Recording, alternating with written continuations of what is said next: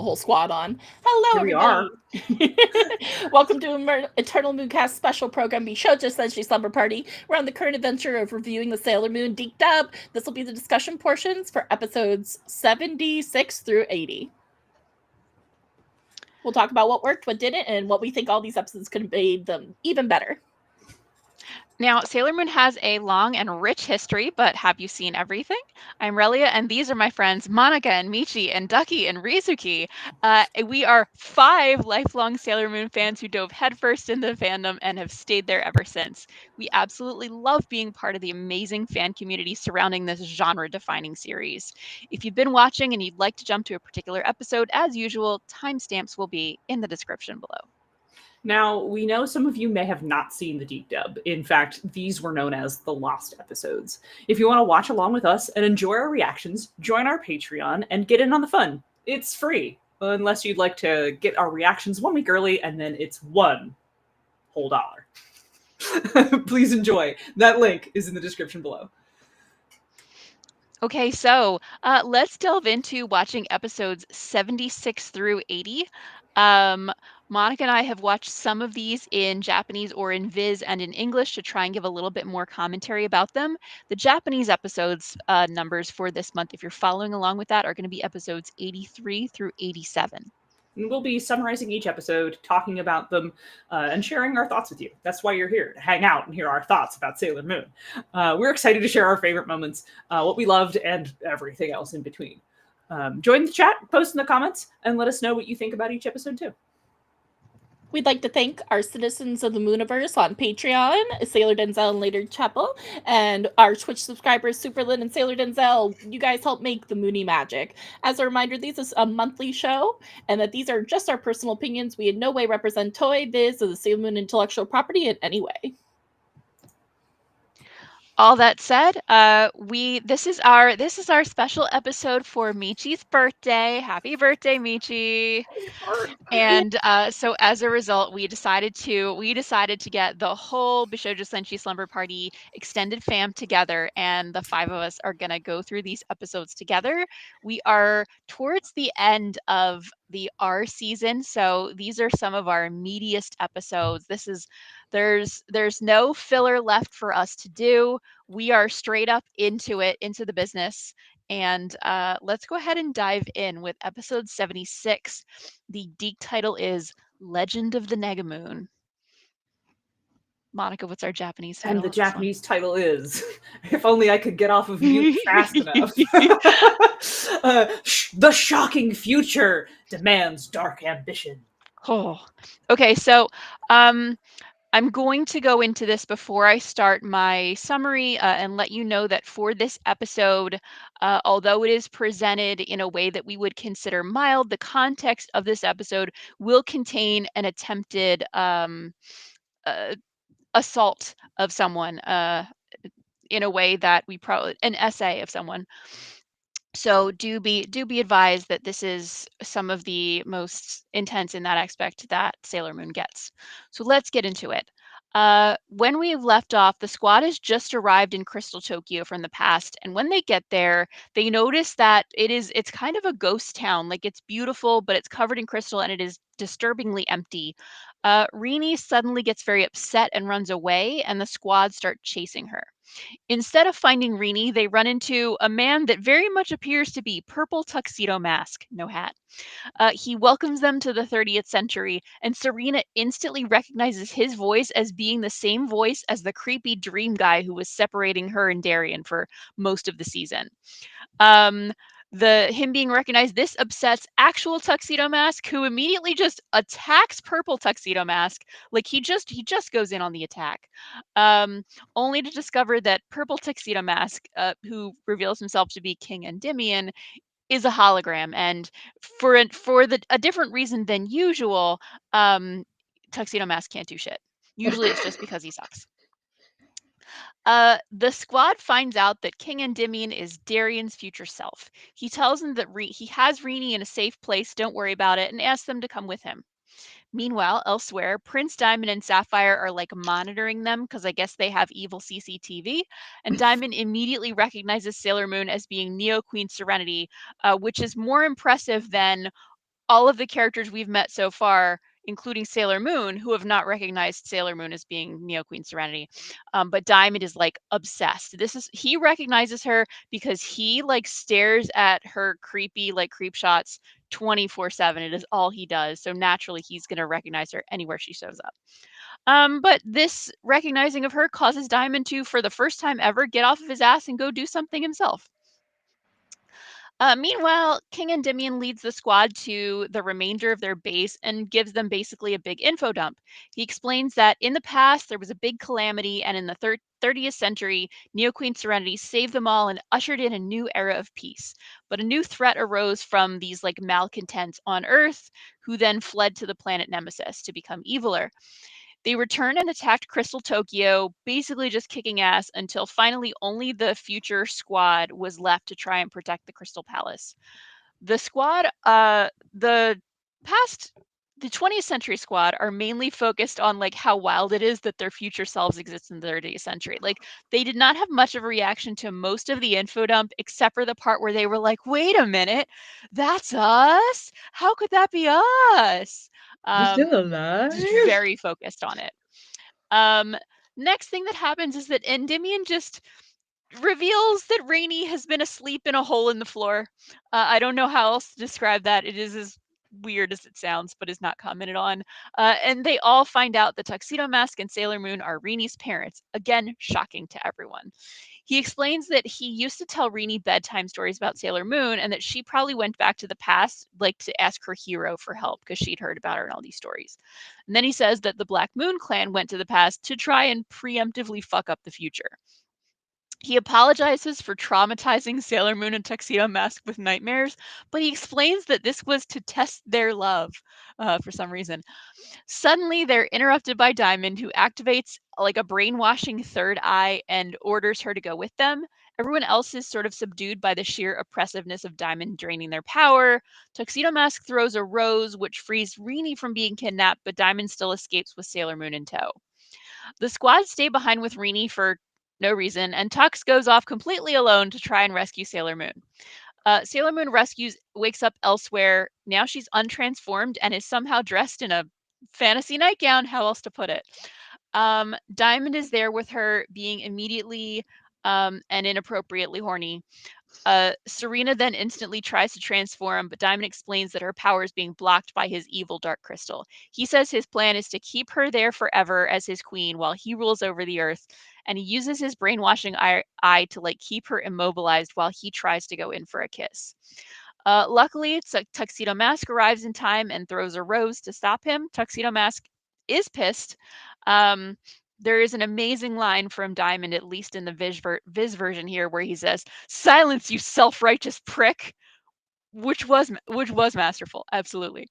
A mysterious evil wind then whips up, like sort of distracting Diamond, and Tuxedo Mask manages to grab Sailor Moon, and they escape on, and there is no other way to explain this than how it happens. They escape on a hang glider. Go catch a hang glider. Yeah, there's just a hang glider. Sapphire is pretty sure that Emerald interfered and was the cause of Sailor Moon escaping, but she denies it. Why would she ever do that? She would never interfere with Prince Diamond's plan, ever. She would never. Tuxedo Mask and Serena vow to win with the power of love, and that's the episode. So let's talk about it. Let's talk as usual. Let's start with saying some nice things. And my camera is frozen on my end. I don't know if it's frozen on your end. It is frozen on. You definitely look frozen. Okay. Do you want to? But you can hear Yeah, me. we can hear right? you just fine. Yeah. Okay. You're Let just me try frozen turning in you off and back Very- on. a funny pose. Immediate Oh, sass. turn me off and back on. Okay. Yeah, it is kind of a sassy pose. We're gonna unplug that and see if it'll just jump to. Sure. While you're sorting that out, I can take over hosting for a second. Oh, that's the It's top fine. of your head. I'm just going to a Okay. different camera. We're cutting to okay. camera Camera two. two. My other cameraman is two. You know how it is when you cut to camera Yeah. two. I Okay, do so sometimes have to cut to camera too. cutting to camera two. Okay, so let's get into talking about the nice things about this episode. So let's lead in with the superficial animation quality. Did we like it? I thought it Well, yeah, my first note just says so far so good. Yep. Specifically, I really like Diamond's creepy vertical hypnosis eye. Like you see a lot of times characters with like a third eye doing things with it. But I like that his is in the vertical format. It somehow makes it just extra creepy when it just suddenly appears out of nowhere and starts doing its thing. Also of note in this episode, we get to see Serena wearing the iconic, gorgeous, creepy Prince Diamond's horny fantasy dress. Like it's very upsetting that she's suddenly had her clothes changed, but it is a look I cannot deny. He's such a jerk, but he has good taste in fashion. Yeah. I mean, the whole He loves Black his Moon Mugler. is like dressed so like epic, like all of them. Every single one of them has Mhm. like, epic clothes. So I'll give them that. that's it. Rubius is the exception, but he's garbage, Yeah. so who's We don't surprised? care. So we don't care. The dress. Now, I'm gonna be a butt, and Mhm. even though I enjoyed the animation, the thing that like, and it makes me mad in other episodes too, but the thing that was so distracting to me in this episode was for whatever reason, everyone when blushing or when emoting in any kind of way, there was just a million black lines all over their faces. Mhm. That was driving me crazy. Yeah. But it's just me being weird. That's the only issue I had. Otherwise, I thought the animation was really nice this episode. Yeah, fair. I liked the little flashback sequence with Rini and like the bedtime stories about Sailor Moon, like that. Mhm. Like flashbacks in that like fuzzy, like pastel style The in Sailor watercolor Moon. With the Just, watercolor, yeah. Oh, just so does beautiful. it for me. Hard agree. Okay, so let's get into the meat. Let's talk about the plot structure and what we liked. Okay, so I need you guys to hear me out on this one. Mhm. But you know it's always great when I start it like that. Yep. So we know that It's your Diamond is birthday. horny, kidnaps Sailor Moon, Tuxedo Mask, hang glides in to save the day. But give me it reminded me of when Kylo Ren runs in to save Rey. And there's a TikTok where it's like, if you replace the music, what would make a scene 100 times better? Imagine if you replace the music of Tuxedo Mask running with I Need a Hero from Shrek 2. You know what? Shrek 2 specific version. Shrek Yes. You 2 know what? specifically. Okay, I see It would it. slap. Okay, all right. I'm Yeah, with Because you. he's like I'm- running for like a good long while, and it's like, He is. like Mhm. I see the vision. I'm on board. I'm telling you, Yeah. it would be mwah. It would be perfect. You've sold me. Okay, sold. Okay. Thank you, Era. So, yep. So my plot structure positives about this episode. I said this was a lot of episode per episode. We met King and Demi and got the entire backstory of the 30th century conflict. Diamond showed up, kidnapped Sailor Moon, dressed her in a fancy dress and tried to essay her. Tuxedo Mask rescued her, used a hang glider. Sapphire implied he has feelings for Emerald, and Tuxedo Mask and Moon reasserted their feelings for each other. This wasn't so much an episode with a plot as it was an episode where like a lot of things happened. Yeah, they had to make up for all the episodes before it where nothing happened. Where nothing happened. Yep. There was just a lot of like loose ends all over the place and a lot of filler. And I felt like this episode, it kind of tied up all those loose ends so nicely. It tied up a lot of those loose ends so nicely, which I appreciate. But at the same time, there were like certain parts that I'm just like, oh, okay, Sapphire, you're just like anybody with green hair. Bet. Okay, cool. I love that for you. So that bothered me because like that I felt like takes away from what goes on with Pet/Prisma later. Agreed. Mhm. That always that I don't know. I loved that so much, and I feel like this kind of took away from it just to put here's some filler. We know you love your filler. Here's something. Bye. Yeah, I don't feel like the notion of Sapphire having feelings for Emerald is at all necessary. It doesn't really add anything characterization wise. No. He just likes the green hair girlies. Like we get it. It's Yep. fine. Yeah, like this episode and like this arc now because of this one episode like feels rushed but in a different way than the manga.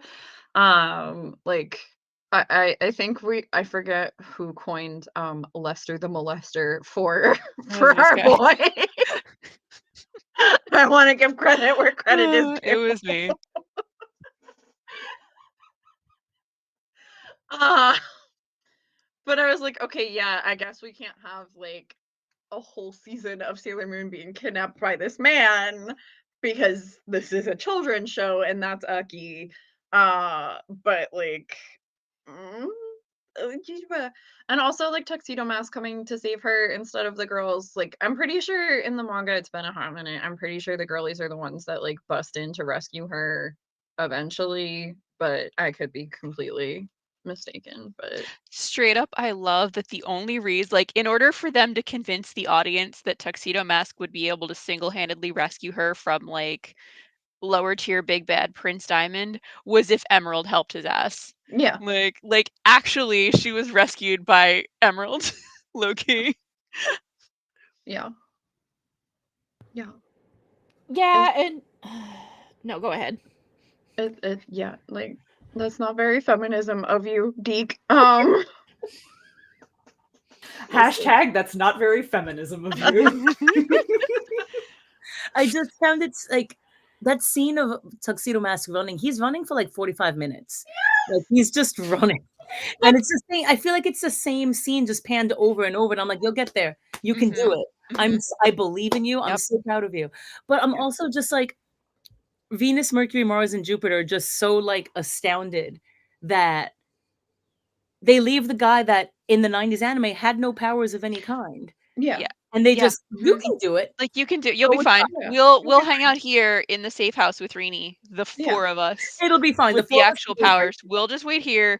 Yeah. You single-handedly protect our princess, who is our sovereign responsibility and Yeah. our best friend, and who we have the power to protect. You'll be fine. You do it. You'll be Yeah. fine. Fine. Yeah. Totally That, fine. and we're in the 30th century, and he gives them a hang glider, like not Yeah, even electronic. presumably I hologram know. King Endymion was like, I can get you there. Take my royal hang My glider. hang glider. My royal My hang. royal hang glider. In fairness, even I believe pretty. it was lavender, so I assume it is implied to be Endymion's royal hang glider.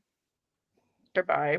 So what does he do with it aside from in this moment? Does he just for funsies hang glide in the 30th century? Probably. Like, They what live else in is he that- gonna Yes. do? He's a What is trophy it? husband. They live in Like, that big like crystal structure, so clearly he's just like sailing from one tower to the other.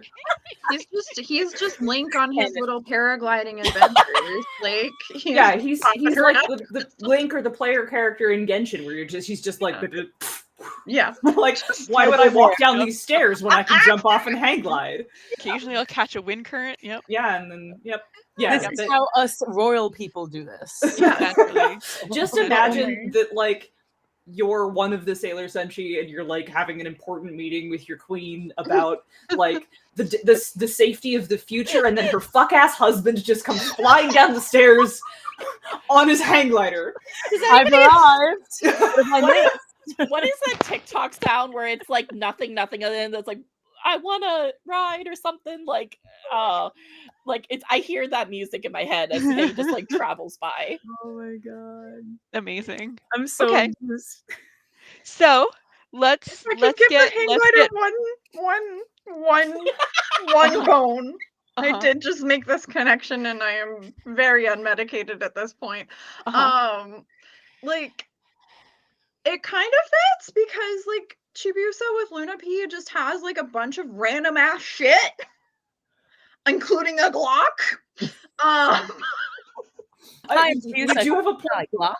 So like, there you is know, sort of a through people get line. the hang glider and like other like extendable freaking cane and like God knows what else, and then Chibiusa just has her assortment of whatever the fuck from Luna P. Like it, like father like daughter. Sailor V also like used a bunch of gadgets in Codename Yeah. Sailor V. So like the gadgets thing, not that out of character, but it is really funny.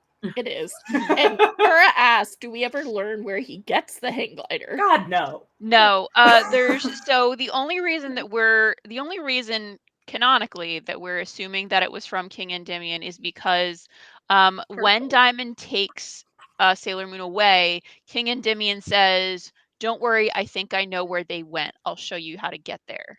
And then hang glider is later revealed to be in use. Other than that, it is lavender. It is purple, which is of course King Endymion's signature color. So putting puzzle pieces together, we are forced to assume that this is King Endymion's royal hang glider, which, by the way, they do just abandon in a park, like in a dilapidated park at the end of the episode. Mhm. They do not bring it back with them. Mhm. I'm sorry. So Yeah, let's I talk now, about the characterization. right now, King Endymion is in like stasis in Crystal himself. He's also not doing great, so he cannot personally use his royal hang glider at this time. So I use a hologram.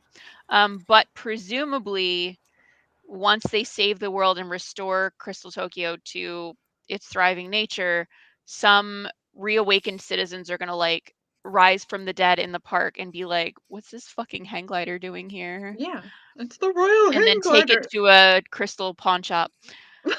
Mods, remove this spam bot. Yeah. Work on it. Hey, everybody, You know. can you guys give us a smiley face in the chat? How do I? How can I? We're be testing the humanity of our chat members. Yeah. I mean, I know Somebody block them. Mods. Where are they at? They're working on it. Yeah. Okay. It's coming from my Twitch, but my mod is I don't know, so I don't know how to get Okay. rid of I it. just wanted to yell mods like guards. I just wanted to Wait, do they're that. not here yet. They're still coming on the hand gliders. They're on the hang gliders. They're on the way. No, wait, for real. I'm parachuting in. Idea. Oh my That's okay. God. Please don't click on anything the spam bot posts. Yeah, just, Yeah, We'll we just, do we'll just not carry on support it. while Okay. our moderators So come through. let's talk about characterization. Let's how do we feel about the characterization here, Michi? They call me King Endymion. No, they fucking don't. No, they don't. I really Look, love they probably call him Neo Queen Serenity's husband. husband. Yeah, Yeah. fuck ass husband. Her purse carrier. Yeah. Like something like that. And yes, Boy this is, toy. I will admit to our guest, wow, Mamo slander. Mamo- Yes, there's a lot of Mamo slander on the show. So Like this is so there I'm not always here serving the most Mamo slander, but in season 2 I will.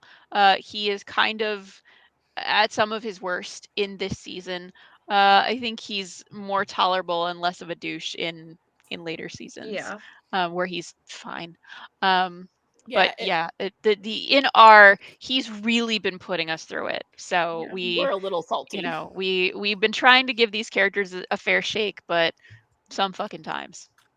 Yeah, and then just to follow up my comment, I have a complaint. We're not calling him King Darian and her Neo Queen Serena. The dub continuity there. Yeah.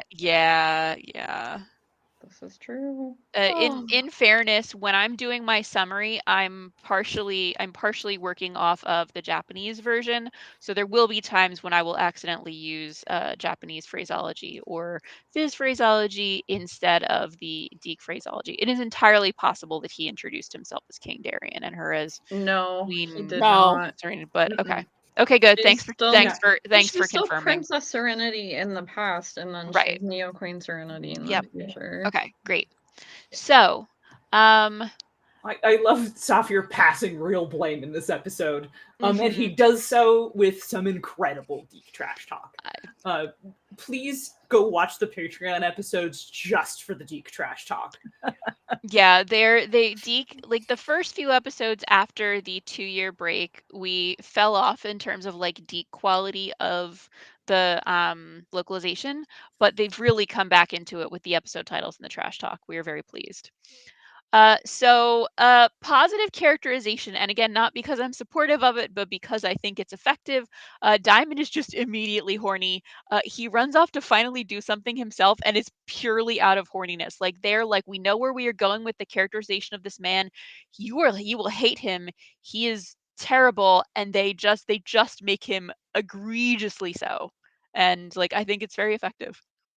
Yeah, I have a note here because I guess some of this was like Endymion's test for Mamoru. And I said, imagine learning that your past life was testing you and you completely failed. Mhm. Imagine failing the test of character that your own self set up for you. Which, like, do you think he knew that was gonna happen? Like, I know what I was like as a teenager, and if I set up a test of character for my past self, I think I would know whether or not I was going to pass or fail it. Like, like, Yeah. do you not have any understanding of your previous self? I mean, I guess it's been a lot longer for them than it has been for I me in my guess. teenage years, which is in the double digits, not the triple digits. Triple digits. Yeah. It's that whole thing where he was like, "I was testing you and you failed," was just very funny to me. Yeah. You know, he implies that he was testing them and like they succeeded. But to be clear, only she succeeded. Yeah. She's the one who never gave up and was like, no, we should communicate. We should stick together. We should overcome this with the power of our love. And that was in the face of him aggressively, repeatedly, and hurtfully failing over and over and over this test. Like, he had to have known that was how that was going to shake out. That brought me great amusement. Even though that sounds like a negative, I just thought that was so funny. It's under the positives for me. It really was so funny. It really was so funny. I Michi. think Prince you go- Diamond. Oh, sorry. Go ahead. No, go ahead. Go ahead.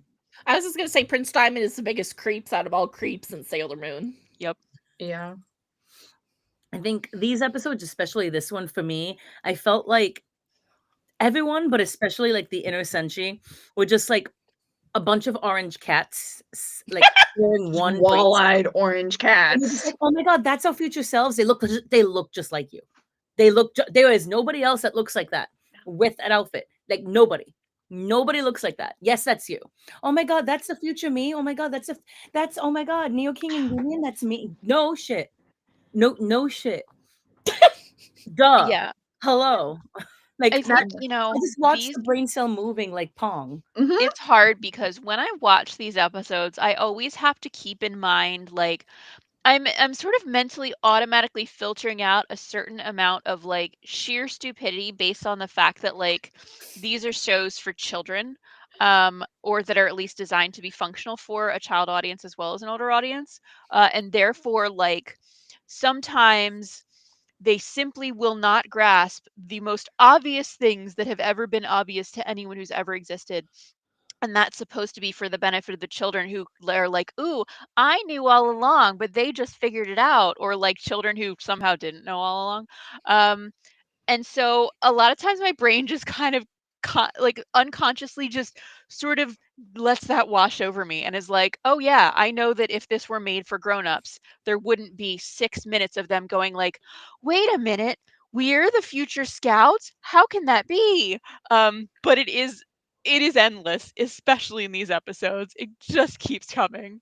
That's a great point because it's like I never thought of it that way because first it was made for kids overall, but now you have Deke who's making it even more dumbed down than it already was. Yeah. I never thought of that before. Yeah, like Yeah. the Sailor Moon original audience, like it's aimed at like girls who are between like 14 and 18, like high schoolers. It's aimed at high school kids because it's about high school kids. It's like pretty Yeah. typical YA stuff, like Mhm.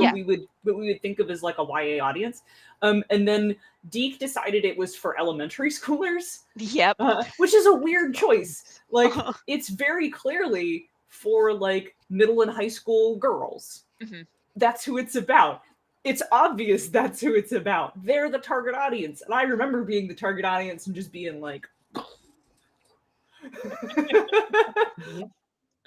All right, let's keep going because we're already a half an hour in and we're not You even got through it. the positives. All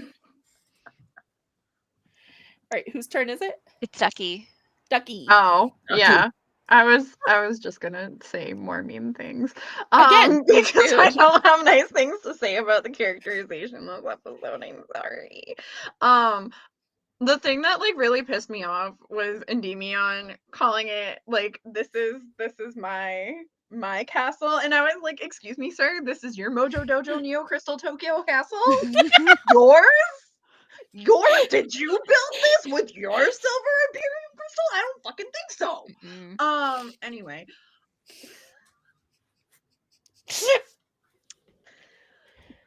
I crashed out about that. Everybody is a wall-eyed orange cat. I guess, like, for the girls to throw them a singular bone, like, we don't know, like, okay, we know Usagi's like so powerful, blah blah blah. Like she's so amazing, and that like people lived a long ass time in like the Silver Millennium, but like,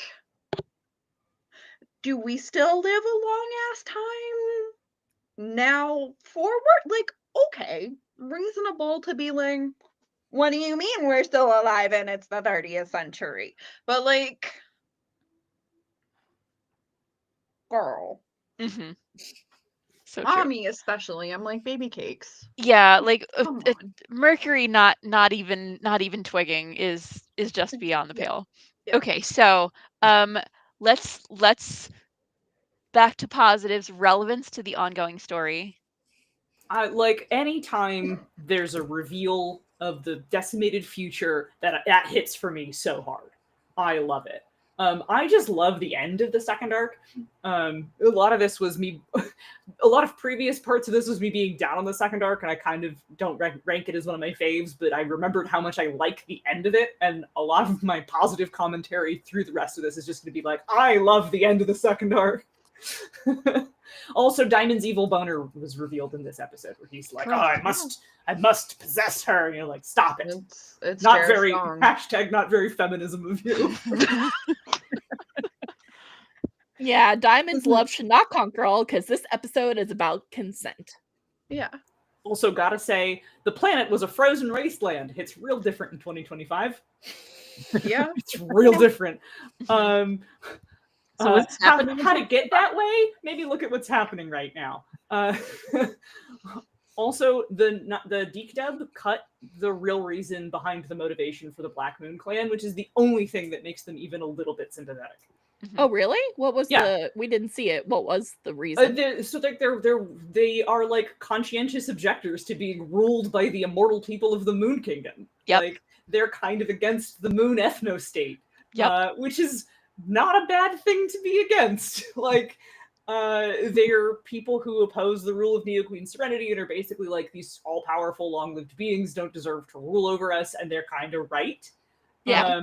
And then they get sort of radicalized by Nemesis and Chaos in the form of Wise Man, who like gives them all evil powers, and then they go mad with power. And of course, we have Saphir being the only guy who's like a real revolutionary, and then his fuck-ass brother and these dipshits who came along with them. Like, his fuck-ass brother just wanted to, you know, we know what his deal is. And like, Esmeralda just wanted to fuck Diamond, and Rubius heard he could hurt people, and so he came along. Like, the only person with anything resembling a decent motivation is Saphir. It's just Poor Saphir. dude. Yep.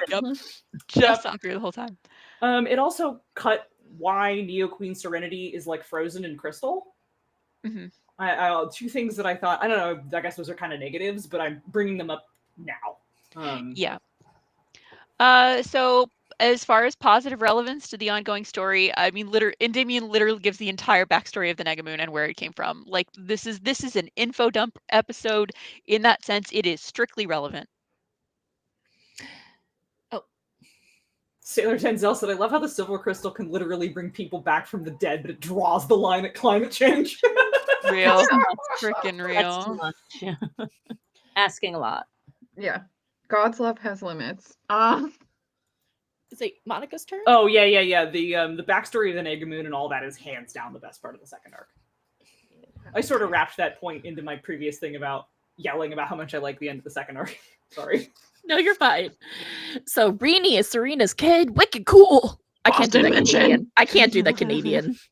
I tried. Mention. And then this was all a test for Serena and Darian. Are you kidding me? That's a lie, and now you're trying to make up for it. Like, Darian, you did not try to break yourselves up because I'm sorry, but I have to not believe it's a test because otherwise Darian's dumb as a damn brick. I mean, that checks out. Yeah, that does in fact track. I don't. Speaking as somebody that lives in Boston and has encountered a number of people who have attended Harvard University, a lot of them are real fucking dumb. So this tracks for Mamo. oh, mama. And then Monica? If only I could come off of mute fast enough. Yeah, thank you. Like I I'm gonna have to like every time this week we do these, I'm like, I have to reread the manga. Like there's that whole, I said this scene, if only I remembered what I was talking about. I did that a lot. There's some part of this that I thought was manga accurate, and I can't remember which part it was. Do you remember what I'm talking? Does any of you have the brain cell that I'm lacking right now? This must have been part of Endymion's big info dump. Oh Yeah, like, and maybe the scene where they like go into the Crystal Palace and see them all like frozen. I think that some of that's from the manga, and like maybe it had to do with the backstory of the Black Moon clan. But anyway, I liked that because I liked the end of the second arc. Really? No. Yes, a little. Just a smidge. So is like King Endymion dyeing his hair purple to match the fit now, or like is it Rogaine for men? Like what's going on? I so hope so. I think the implication is maybe supposed to be that his hair, which always had a purple undertone to it, has silvered a bit. In the same way that like some like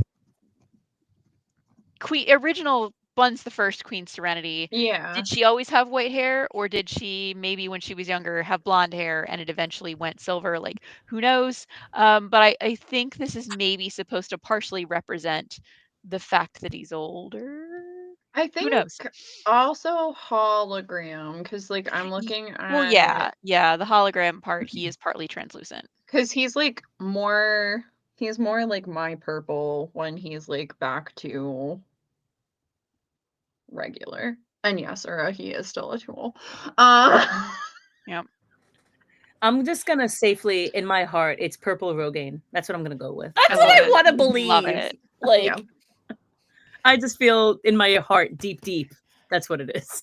It would make me happy. I can picture him like having to read purple every month. Showers in the Crystal Palace, man. I know, those poor people. All right, so back on track. I think it's Rizuki's note here. So it's funny. It's like what Monica was saying before. I'm reading these notes and I'm like, I remember half of what I'm talking about. But it's true. It's like I haven't watched the original Japanese or read the manga of this arc in so long. Hello. I haven't in just forever. So I'm like just trying to remember it and trying to see like what's different, what's the same. Meanwhile, I hadn't watched the Deke dub in over 20 years. So this arc is just such like a foreign memory for me. So it's really tough to really like discuss like the relevance to the story, the relevance to like the actual original story, because I mean, I don't remember yesterday. So this is very real. Very tough for me. So valid. Yeah. Ducky? Oh, Lord. Yeah, I watched these in like reverse order, I think. So like that was weird because we get like a scene a couple of episodes from now where Diamond and Saphir are having their little brotherly like ooh about the reasons why they joined the Black Moon Clan and Nemesis, and like it doesn't the links they do not link with Mamo's account of like what their bag is currently, and I'm assuming that never gets wrapped up because of course it doesn't. No. So that's cool. Mamo is also a war criminal ? So I guess that's relevant. Yeah, like it's yay plot relevant to things happening soon, but like this was just like lore dump the episode. Yep. All right, so was it exciting and engaging even if it wasn't relevant or high quality? I mean, yeah. Yeah. My personal feelings about this aside, this is basically coming straight from the manga, or at least a really close adaptation of it, which makes it really scary and compelling. We're getting those good action horror beats that like end of arc Sailor Moon does. And every time we hit that sort of like fantasy action horror thing, that like trifecta that makes Sailor Moon good, I'm so here for it. Yep. Yeah, I mean, this episode is almost nonstop things happening. We get explanations for so much of what's happened for the past however many episodes. They gave us plenty of stuff to pay attention to here. Yeah, agreed. It's what I was saying earlier too. Like there was no filler. It was all those loose threads that they had to tie up, and it just kept nonstop. Here's something. Okay, now you know that. Here's something else. Okay, now you know that. Here's something else. Hang glider. Now you know this. It's kind of it's kept Hang going. glider. I had to throw that in there. It was perfect. I really appreciated the pacing of it. Agreed.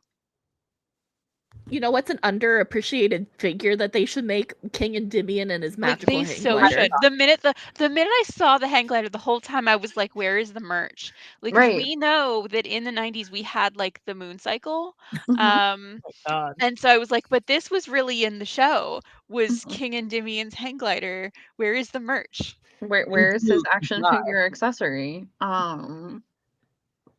Wasted Yeah. opportunity. Seriously. Truly. All right, what's next?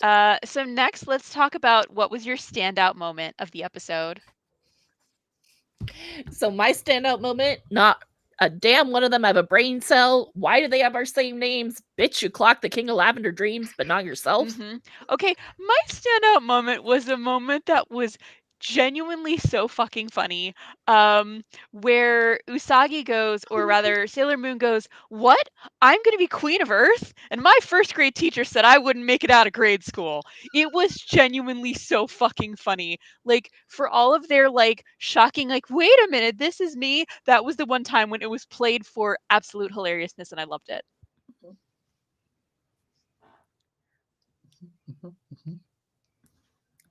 I think I'm no help because I'm reading my notes and I'm like, okay. I enjoyed the hang glider and Tuxedo Mask running for 349 hours. I thought he did a really good job getting his cardio in. He got Sailor Moon saved. Mhm. I think he worked hard.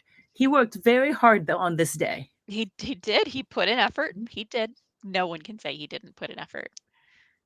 Ducky, favorite moment, standout Mamo moment. did two whole useful.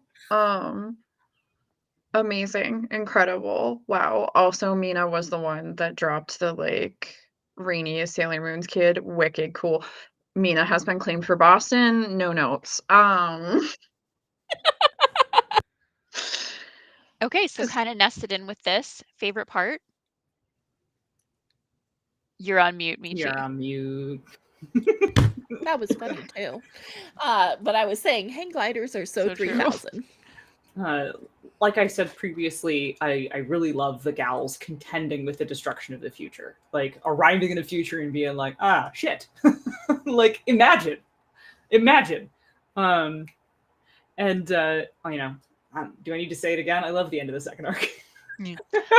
So my favorite part in this episode, like, was unironically my favorite part was I really did like the part where Endymion suspects that the reason why Rini went back to the past is because she was hoping to get like her favorite storytime superhero Sailor Moon to come help her in their time of need. I found that so genuinely sweet. That's like if she was like, I need to go to Gotham, I need Batman. Like, it touched my heart. I liked it.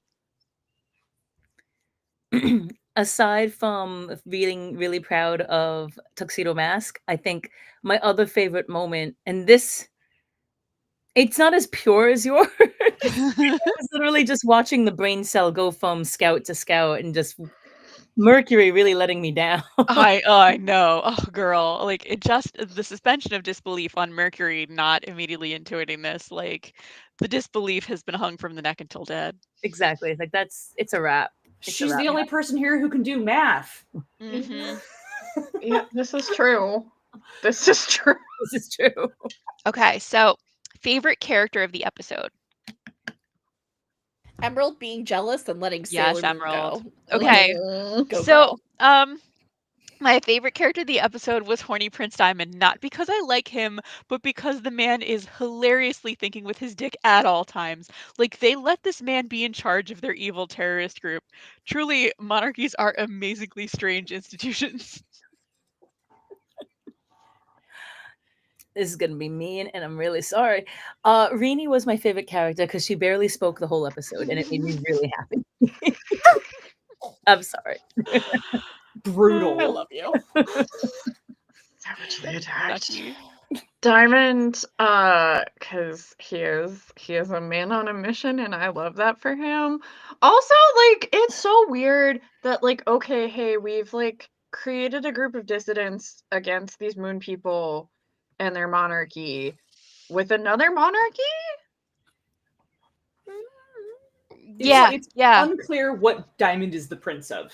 It's Yeah, like, very sir, unclear because no one is hello? ever like, and this is Prince Saphir. Like, Maybe Yeah. that's his first name. Prince. yo, his first name is Prince. I love that. First name Prince, last or two first names like Marianne, Prince Yes. Diamond. Prince Diamond. Yep. Okay, so my God, we are 47 minutes in. Let's talk about what we didn't like about this, our first episode. I will try to keep us rolling on a schedule. Okay, animation quality. Let's talk Sure. shit. Good luck. Smooshy faces. Smooshy faces. Yep, Michi. It was decent. It most looked like the characters. There was just a couple weird arm Okay, I movements. said, like, this is just not their A team. It feels like the animation on this episode was rushed, but honestly, a lot of the season like has felt low budget as far as the animation quality. It's so interesting considering we know that S has pretty good animation and Super S and Stars get even better. And like, I just wonder why the back end of R had this animation drop off that they clearly did. Yeah. The squished faces, and like there's so many scenes where I couldn't focus on what they were saying, what was happening, because their faces were just so overly round and so overly just rushed. It bothered the heck out of me. Yeah. All right, Yeah. plot structure. Let's dog on it. Diamond kidnapping took the whole episode, and thank God ended in Yeah, failure. my issue with this one is this is not an episode that can stand on its own in any way. You would never just watch this episode. This is more or less an interstitial bit of the plot, and because it's pulling in stuff straight from the manga, it's all important, but it doesn't feel like it fits with the pacing of the anime or the general episode structure that Sailor Moon uses. It's certainly like coherent and relevant, but as an episode, I can't say that this episode is satisfying. Yeah, it's just like this is the stuff that we have to get through in order to get to like the meat and potatoes of endgame of this season. And like this episode and the last one were like really disappointingly animated, and like I am big sad because this is like kind of our like culmination arc. Like, okay, if you're gonna like blow your budget on something like endgame arc, bro, come on. You would think. No, it was on the nurse Mina. Oh, true. Never mind. Rizuki. This is So for me, it's the same kind of deal, Kitty. Same kind of deal. Just because this episode, like you can't take it out because all of you need it for the lore, but at the same time, it's like, okay, here's all the information. Now we can move on. It felt like filler in that way, if that makes sense. Just because we needed that to proceed. We can't proceed without all these loose threads being handled. And what bothered me was a good chunk of the episode was Prince Diamond needing to be arrested. So it's like that made it just forgettable to me because I'm just like, there's a creepy man. I don't care. And that's a good chunk of the episode. So I already lost a good chunk of the episode. And all I have left is Pong with the brain cell. So it's tough. Real. Okay, characterization. Let's talk shit. Yeah, let's talk about how everyone in this episode is holding the idiot ball. Also, this is not the gang's exposure to Two Tuxedo's mask, and yet they're all still shocked by it. This has happened before. This literally happened before. Yeah, in this season. In this season, no less. Like earlier this year, they had the same problem. Okay, to give credit where credit is due, Ami finally has a second brain cell and does immediately think that the presence of Endymion is not real, as Moonlight Knight was also dubiously real. I also thought that as a negative, but maybe also a little bit as a positive, Safir chose now to shoot his shot, I believe, with Emerald. Which the note which I followed it up with was, "Oh my god, did he invite her to the revolutionary group chat because he wanted to bone her?" I'm also sort of surprised that the Deke dub didn't throw in another voiceover where there isn't any. And I kind of wanted Serena to comment on how hot she is as a grown woman. As she normally would. She would, yeah. Absolutely would. Yeah. Why is everybody dumb as a brick? Great question. That's all I Yep. want to know. It's very similar to everyone else. My note says the squad are weirdly shocked to discover that the future inner Senshi are themselves. And then my other note, Safir, please get better taste in women. Stop pursuing red flags. Yeah. Agreed. Wait, you go ahead and then I'll go. You did. Okay, anyway. Oh. What I was gonna say was just Sapphire clearly has a thing for green randomly with no rhyme or reason, and it'll be forgotten after this episode because now Prisma slash like just that. And I made the note specifically about Ami being like, "Hold on, you guys, I don't think he's real." As if Tuxedo Mask flying through him wasn't evident of that. Like it that never happened before. It just okay, Ami. Hold up. Oh, and Ura says there was no Diana. Oh yeah, that's true. Yeah. Maybe she wasn't born yet. Maybe she is like born after the events of R. Post Black Moon Clan defeat. Yeah. All right, what are we on? So let's see. Relevance to ongoing story. This episode is super relevant.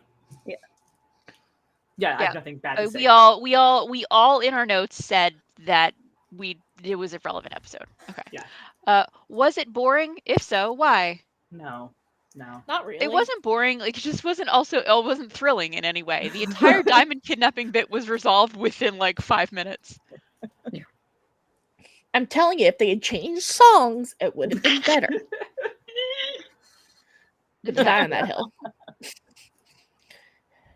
Worst part. I mean, there's like a whole central plot revolving around Diamond literally forcing himself onto Usagi with mind control. That's like the central conceit of the episode, so... There are 4 bullets under that in our 4 different colors, which respectively say, second, yeah, it's gotta be the essay for me, dog, yeah, and mood. Like, honestly, our notes are hilarious. We're on brain cell now. This episode is routed our brains so much. There's us all You're now a high five. Okay, thing it could have done entirely without. Diamond being a creep. I think the squad all having one brain cell between them and constantly being shocked by the most obvious Occam's razor answers. And Diamond existing. Yeah.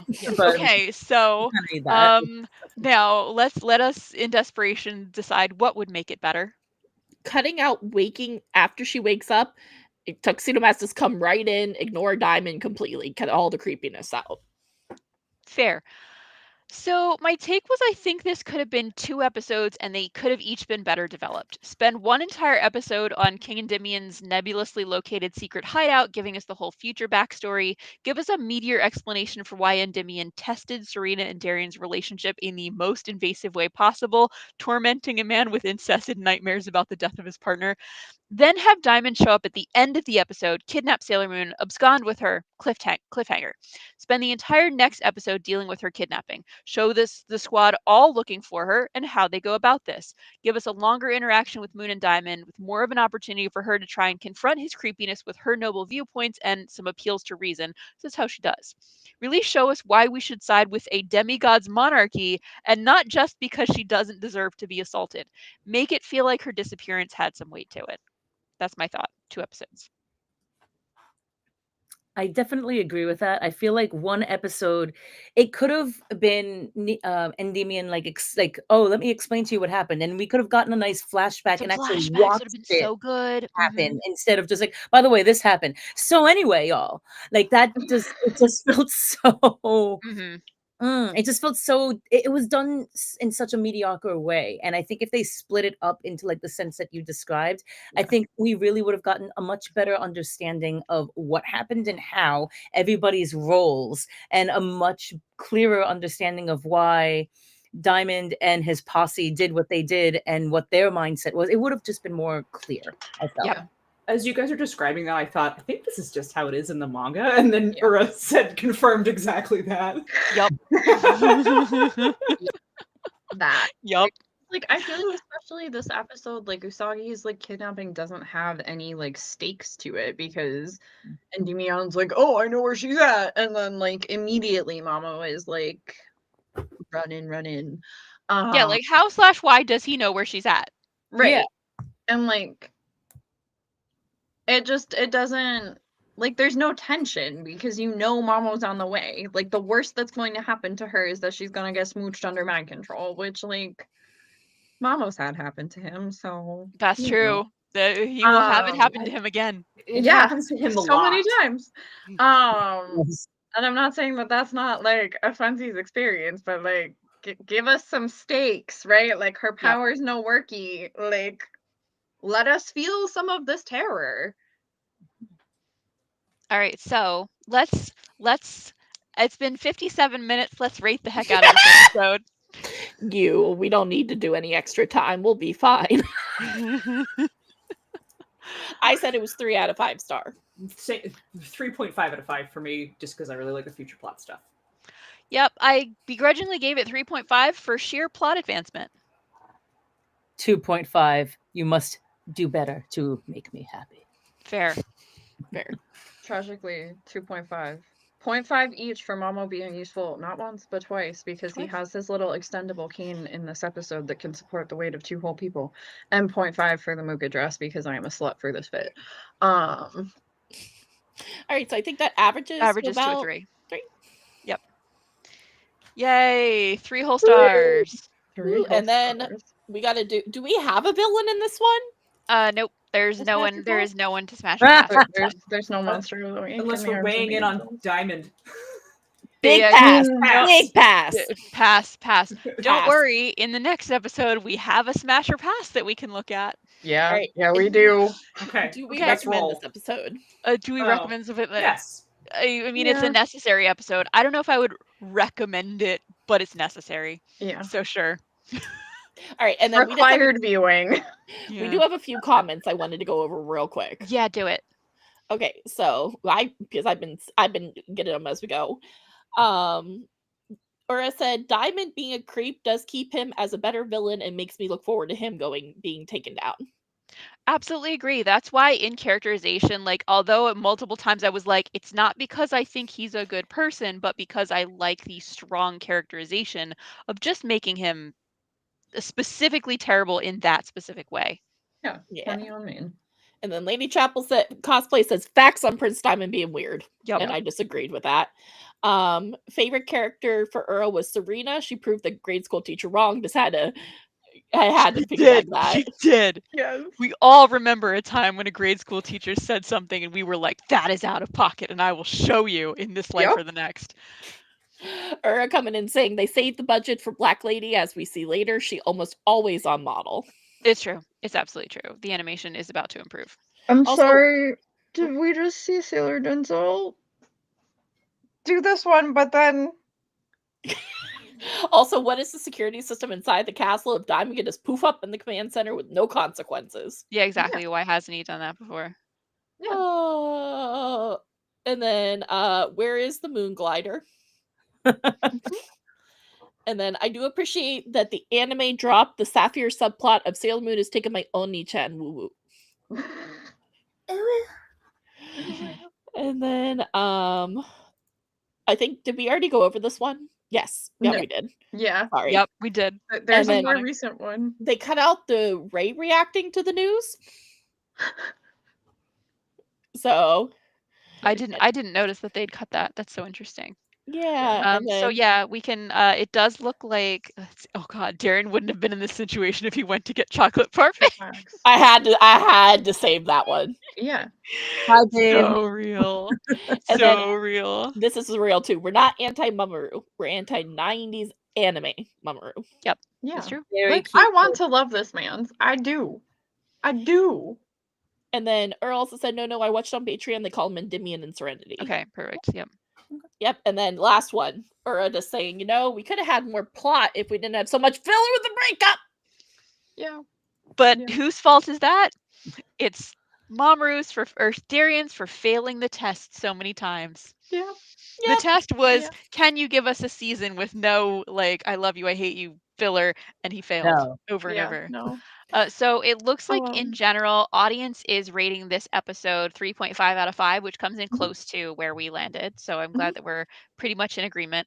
And they're And all I think smashing diamond. I think, but we need to bring We up need Sailor Denzel's Denzel's- comment on yeah, this because one. I saw that and then it broke me. And With a bat on. yes. Swinging for the fences with that one, Sailor Denzel. Love Yes. it. Okay, so 8:01 p.m. Let's do this. Dub episode 77. Jealousy's just reward. Monica. Oh my Take god, I something. clicked off of the screen Why for half a is- second Here, and I I got lost you, I my got outline. How Okay. dare you? Mhm. Yeah, I know. Do you? I just pulled it back up. You can No go problem. Okay. Yep. Wise man's evil hand. Chibiusa disappears. Yep. Okay. I So hate it when you go to let's tab get back into it. over and it's just like gone. Blank, yeah, and you have to refresh Yeah. the whole thing. Yeah. Okay. Yeah. Okay, so we're on Nemesis. Diamond sends all evil power towards he's like, let's send all evil power towards the Crystal Palace to try to get Serenity again. Like, he just lost her. He's got to get that girl back. Sapphire is like, bro, you are obsessed with this thing. Please, can we not stick to the fucking plan? Please, plan just is fucking. the plan, Diamond. Can we stick to the plan? And Diamond is absolutely pissed about this. He's so pissed about it that he attacks Sapphire and forces him to do what Diamond wants. And so Sapphire, having been injured and attacked by him, is like, yeah, yes, my liege. Okay, whatever you want, my liege. Because he's a great brother who totally is deserving of Sapphire's love. Okay, so meanwhile, the squad arrives at the Crystal Palace. Luna wonders, like, why wasn't the silver crystal used to prevent all of this?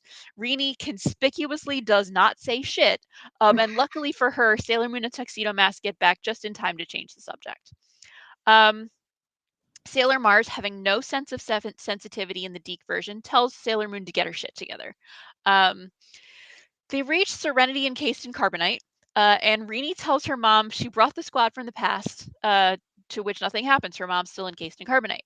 Endymion says that if they had the silver crystal, they could wake her up, but it's missing, which is our first reveal in here that the silver crystal's missing right now. They try waking her up using past Sailor Moon's crystal instead, but regrettably it does not do shit. Rini gets upset by this and runs away. She's real good at that. The squad tries to go after her, but Endymion says not to worry about it. She'll be safe. Dad of the year, to be honest. Rini immediately runs into Wise Man, who immediately psychologically manipulates her. She was not safe. Rini remembers admiring her mom and wanting to grow up too soon to be just like her. We have a scene of like some generic nannies nagging her about not being just like her mom. So she decides that if she just borrows the silver crystal, she can just like use it real quick to grow up, just for 5 minutes to grow up. But when she grabs it, it disappears, and from then on, everything goes to absolute shit. The planet gets attacked. They're not able to save it. Rini, of course, insists that none of this was her fault, but Wise Man conjures up phantoms of the squad telling Rini that it is, in fact, all her fault.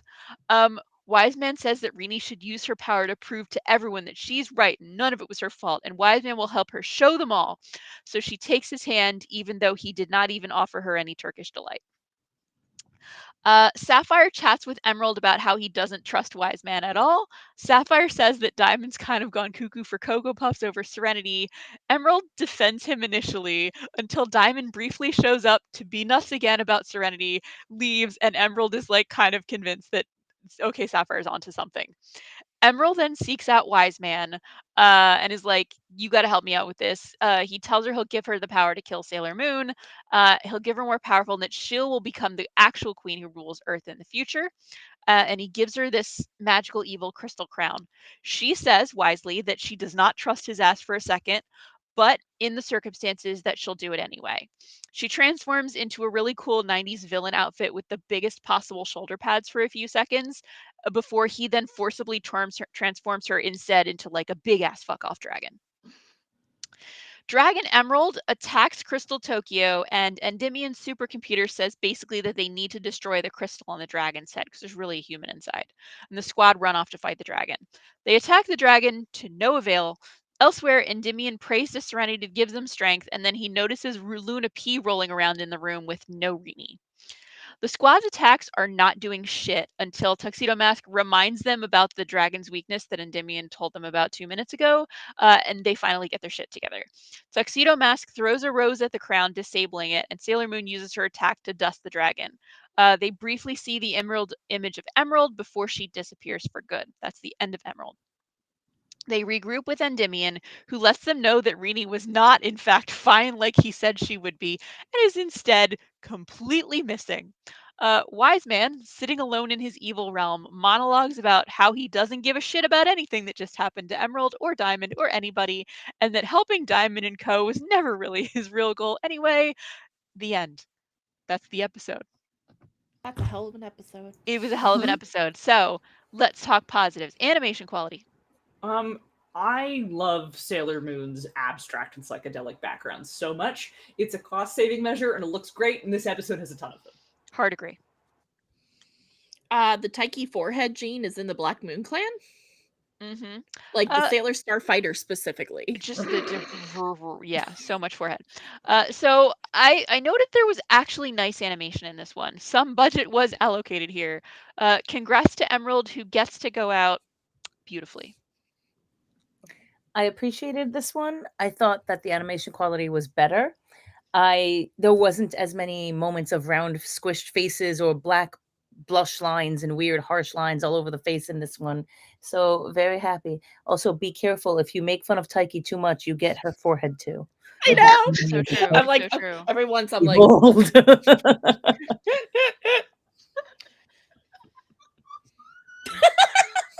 we're so silly. I killed Duckie. Sorry. Between me and Rizuki, we're gonna kill Duckie. Yeah. I'm just gonna perish tonight, y'all. Rini crying, and getting really upset, that whole scene was just really beautifully done, and Emerald going out, 10 out of 10. Emerald's transformation, 10 out of 10. That fit needed I needed her in that outfit for 10 whole minutes. Yo. And then dragon. Facts. Please.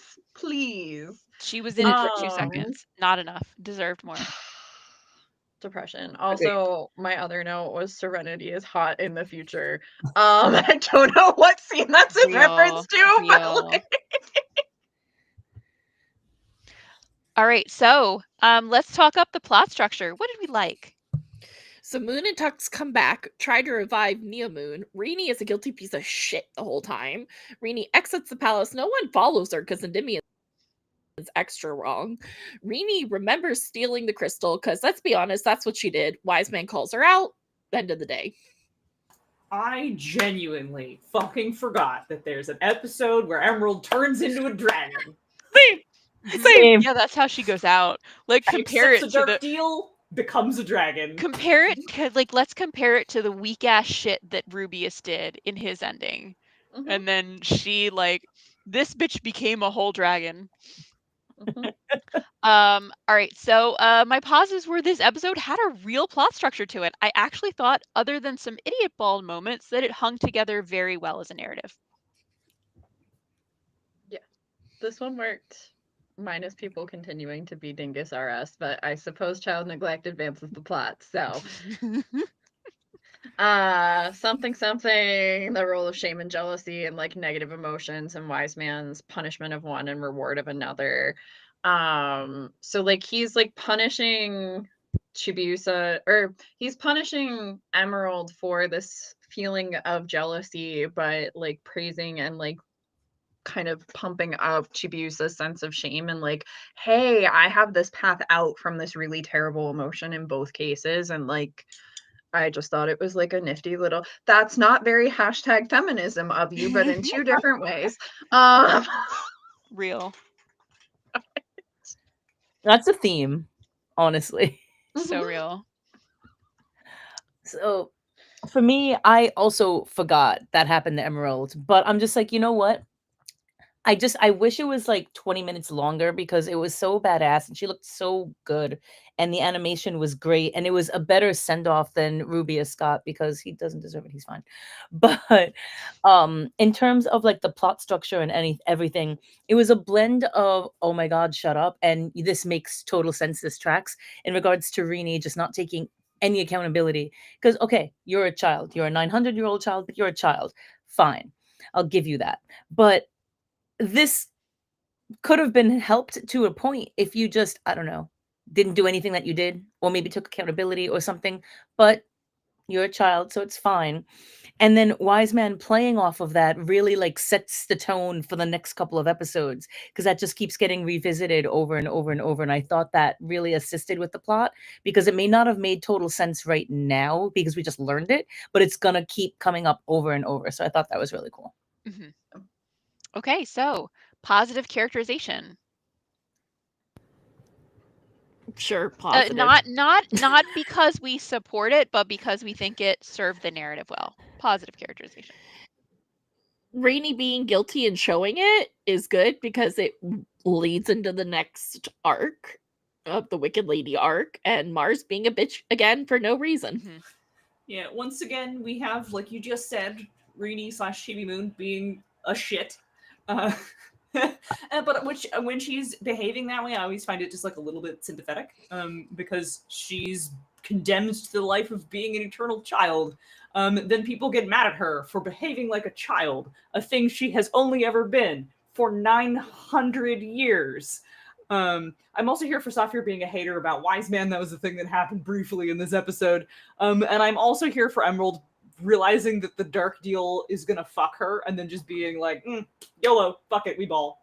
Yep, same. Like I genuinely love that she knew this was a fishy deal but chose to take it anyway. She has guts. No one can say she doesn't. I also really loved Makoto's aggressive response to this dragon showing up. She's like, what are we gonna do about one little dragon? One little dragon? Girl, I love you. So this probably should not have been in the positives, but my note was this is probably one of the more frustrating Rini episodes for me. We've just gotten through so many episodes building up to her learning to admit to her mistakes and problems and ask for help instead of blaming other people. But here, that's exactly what Wiseman uses against her. When she's confronted with her repressed memories of trying to steal the silver crystal and use its magic on herself, she recognizes that she's at fault, but she wants to be rescued from the responsibility and perceived persecution rather than facing her mistakes. It feels like such a huge step back, and it feels frustrating rather than feeling earned. I feel like this is a positive because it works with the plot, but a negative because I was losing my shit. Mhm. Rini was insufferable the entire episode. She was just so insufferable. And I get it. I get it. You're a kid. I understand you've been a kid for a very long time. I would have lost my mind if I had to do that. But at the same time, it's just like, child, what part of you went to go get the silver crystal and then it just went poof? And what between that and Neo King and Nemian just being like, oh, yeah, don't worry. As long as she stays in the castle, she's fine. Don't worry about her. Everything's fine. Don't worry about the fact that we have this whole kingdom of maybe a kingdom. I don't know. Maybe Prince Diamond just put them together and called them a kingdom. Who knows? We have a whole planet nemesis trying to come to us and like attack us and destroy us. Everyone's basically dead and all this stuff. Rainy will be fine. She'll be fine. Don't worry about it. We Don't don't need to follow her. Don't worry about it She's all. upset. She'll be Don't great. pursue. She'll be great. Don't ask her what's wrong. It's like it's positive because like it clearly is progressing the plot, but it's negative because I want to shake everyone. Yep. Yeah. Ducky. DCF would have been called this episode.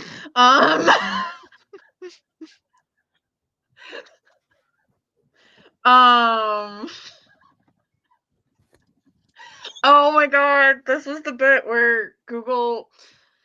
So I was typing like Rini, but it auto-corrected to rhinitis, a la Renesmee in I every was trying to Twilight figure out if that was shippo. on purpose. So I just kept it because Rhinitis needs to chill. Timia needs less chill. And yeah, to like everybody's point, like she's feeling so ashamed of what she's done that she can't walk into that accountability. Like she's been able to do it for like minor stuff of like zero consequence, but like this feels like God's love has limits, right? Of like the Senshi will turn on me if I cop to this thing specifically, and I am terrified of losing these people after finally making friends, after living my life in such stark isolation. Like, baby girl. Also, like her crying when they couldn't wake up, like Neo Queen Serenity. Oh. Also, 10 out of 10 on Jupiter being like, it's a dragon Usagi. What could it cost? $12. Like, just whatever. She was badass in this episode. Okay, positives, relevance to the ongoing story. While this is like a filler, it's still a continuation of the previous plot, which is a manga plot, so it's super relevant. It also poses the question of there being two silver crystals present at the same time, a thing I think the manga addresses, but I straight up don't remember. I said I was going to go reread this before the stream, and that, survey says, was a lie. Same. High five. Yeah. Yeah. Michi. Right, Serena and Darian are back. Rini fucked up and is running away from it. So, as far as relevance to the ongoing story, again, this was a more or less fully plot relevant episode. It was mostly plucked from the manga, but I also love the way that they chose to have Emerald bite it, which was by Wise Man essentially purposely getting rid of her. I always love when it's not just like bad guys escalatingly are evil and good guys kill them, but like in various tones of the ways in which the various chaos factions and their lack of the power of friendship always fuck them over in one way or another. Like in the same way that like it will always be iconic that Nephrite died because Zoisite just fucking killed him. Like I love when that kind of shit happens. So I enjoyed Wise Man purposely turning Emerald into a dragon. I agree with what was said earlier about this brought up where was the silver crystal? Why didn't the silver crystal protect them? Isn't that the whole point? Isn't that what we've been fighting for since literally day one? This kind of explains that. It also, as annoying as it was, it drives home the point of the next couple of episodes, the next part of the arc with Rini and Wise Man and all of that. So as much as it was really frustrating, it served its purpose to make us frustrated so that we'll kind of like going back and forth with what happens next. So I thought it was very relevant. Yep. Ducky. The plot got thicker. It did. Okay. Was this exciting and engaging, even if it wasn't relevant or high quality? Yeah, this is an end of the arc episode, so. Yeah. Yes, Dragon Also, Emerald. Ura answered my question. I did remember correctly. The manga does, in fact, address this. Two silver crystals at the same time create a paradox, and if they touch, they destroy the universe. I thought I remembered something like that being part of it. Yep. Just boop them together.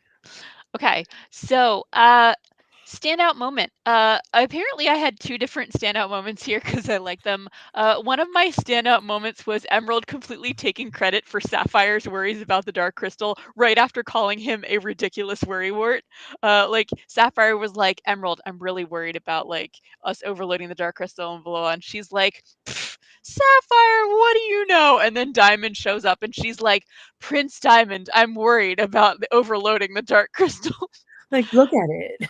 And then my other standout moment was at the end, Wiseman reveals his plan to get rid of all of the other Black Moon people, and his evil laugh is overlaid with Rini's evil laugh, which was a great stinger for the next episode. Like, genuinely a really cool moment to have her laugh layer over top of his. Unnecessary. But it Perfect. sounded so funny because it was like, So Like, I actually really like the way that Deke handles Wicked Lady's voice, which is that they give her a dual voice, which is both the young Rini voice and the older Rini voice, and they frequently layer over top of each other, which is a really cool effect that like I can never be mad at. I Yeah. will stand it even if it sounds silly. No, and it's great too because like when she like starts to break, it gets younger too, and it's like Yeah, like again, like we've always said it, but like the Deke voice acting was genuinely so incredibly good. so good. And then Queen Emerald was my standout Yo. moment. Why have I never seen a cosplay of that? You know, I don't think I have either. Now that Neither you have I. It's the shoulders. it's giving XL Saga, honestly. It's Oh very my like it God. is so Yes. specifically 90s. Like if you've watched like Excel Saga, if you've watched Scrap Princess, anytime that the shoulder pads are the most, Yeah. that is her outfit. It's so good. Oh my Yeah. God, watch Scrap Princess. Holy shit. Right? Monica and I at any moment will be like Scrap Princess That's mentioned, watch it. genuinely my Watch favorite it. anime. It's It- genuinely my It's favorite anime. genuinely one of the like anime series that rewired my brain. Yeah, like it's so good. Mhm. When we do our own Scrap Princess stream, it's so good It's so good. and so underrated. Watch Scrap Princess. Watch Scrap Holy Princess. shit. Yep. Okay. So standout moment, Rizuki, what do you got? For me, it was when the girls were doing their attacks, but also the fact that somehow Shine Aqua Illusion didn't get dekified. And I don't know why, but I'm thriving for it. I'm happy it survived for a day. I'm thrilled. Also, Emerald's death, because like I said before, I totally forgot about the dragon thing. That was just so awesome, but also really rushed. So I just wish that was longer. Yep, Ducky. Queen Emerald! Also the dragon. All right, so favorite part. Wise Man calls out Rini because Yeah. that really needed to So true. happen. And then he also calls out Emerald. Like he's kind of spitting truth. Yeah, I gotta give this to Emerald's totally bodacious outfit. And I just want to emphasize the outfit, which all of us are universally like lauding, praising. There's like 2 seconds in which you Yeah. see her in it before he's like, nope, dragon. She's cruelly ripped from her, and that's how good the Yeah. outfit is. That we are nonetheless like obsessed. Okay. My favorite part was just everything about the Emerald Dragon subplot. Like, I love that Emerald goes directly to Wise Man for a devil's bargain, and Wise Man, who's like, "Ooh, this is a great opportunity to start getting rid of my coworkers," offers her a devil's bargain. She knows it's a bad deal. She takes it anyway, and she ultimately gets got. Like, it's such a cool little plot. I think it just adds to the sense of Wise Man's backhanded bullshit. Agreed with that, and I also enjoyed Venus, Jupiter, and Mercury. They held the brain cell today. It was a good day for them. They did. Yes. They I did. was very proud. I'd say Mars too, but she pissed me off in the beginning with talking shit. There was no need for that. We Yeah, got so we got stuff. interestingly, this is a case sometimes every so often Deke is nicer than Japanese, but a lot of times Japanese is nicer than Deke. And this is a case where she does still initially like tell Sailor Moon, get your shit together after Sailor Moon is brought back from being kidnapped and nearly essayed. But then like in the next moment, her line is something like, "Oh, don't worry, like, I was just teasing you, I was trying to cheer you up, like, don't I was just joking." Like, she seems like it was just, like, she did a really crappy attempt at a joke, and it panned, and so, like, I wish they had at least played it that way in Deke, 'cause she just comes off as, like, completely out of pocket in that Yeah. moment. Yeah. No. Ducky? Oh yeah. Just also whole dragon subplot, like 10 out of 10. Like, What's great is the 5 of us did not remember this. yeah, N no. No. No. Alright, favorite character of the episode? Wise Man for callouts and queen shit. This one's going to Emerald for her hubris. Emerald going out in style, honestly. Yeah, I agree with Emerald, but I'm still going back to Venus, Jupiter, and Mercury because I'm just really proud of them. Yeah. They got that one brain one cell. They whole held it. brain For a cell. moment, they had it. Yeah. Shocking. Approximately 0 humans. Emerald Dragon. All right, so let's talk shit. What didn't work? Animation quality. Venus had full sentences with no mouth flaps Oh, no. whatsoever. That's my girl. Do what you can, Venus. Do what you can. um, it was better than the last episodes without like the squishy round face, but it's just I think they were just like let's have some shitty animation and then we'll give it to Wicked Lady or we'll give it to the end or something. I don't know. It wasn't cute. It was, yeah, like it was less squishy. It still wasn't great, but this was like, yes, here is your standard fare Sailor Moon episode. Yippee. Like, Okay, no, it's important that we read the actual text of your Yes, note here. because your Because the your actual text is text of hilarious. Ducky's note says, less squishy, Diamond has normal noggin, no Taiki forehead, may it rest in peace for this ep. I felt that should not be missed. Ducky, that is some of your finest writing. All right, so speaking of things we didn't like, let's talk about some negatives for the plot structure. Sure. This episode for me really kind of felt like someone just really, really, really wanted to animate a fight scene in which the gals fight a dragon. And I'm putting this in negative because it's sort of a non sequitur. A dragon in specific is leaning just like a little bit too traditional fantasy than what the genre fuck that Sailor Moon usually is. In a series where monsters are bizarre personifications of objects or twisted beings from outside reality, or the most dangerous monster of all, a man mad on power, a dragon is strangely mundane.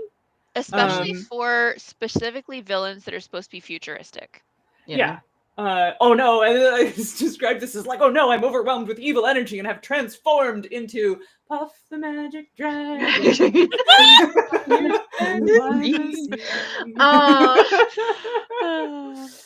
I guess like if they had made it like the friggin' like Pokemon Violet scary future dragon, would that have made it better for you? Honestly, there are a lot of Pokemon dragons that would have looked more futuristic and more Sailor Moon appropriate. Like, yeah, you're not even wrong. I would have particularly liked to have seen her transform into like an Eldritch Horror and not a goofy looking dragon. Agreed. Yeah. Hello and welcome. This is a Sailor Moon stream. Hello. And then Emerald falls for the oldest trick in the book, ultimately dies. Rini goes off with Wise Man to avoid responsibility. That is my episode. It tracks that Emerald would be so full of herself that she'd fall for such an easy trick, and she knew it was an easy trick, but she still felt like, okay, it makes sense. It makes sense for her character. It makes sense for how she'd want to go out, but at the same time, really?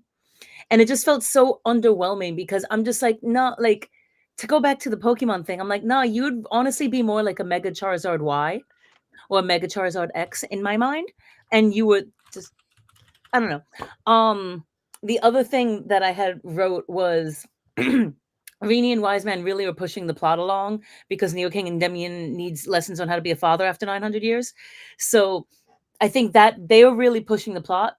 And as that's happening, everyone's just playing volleyball with the brain cell and it's driving me nuts, absolutely, positively nuts. But we got to the end of the episode, so cool, I guess. Yeah, fair.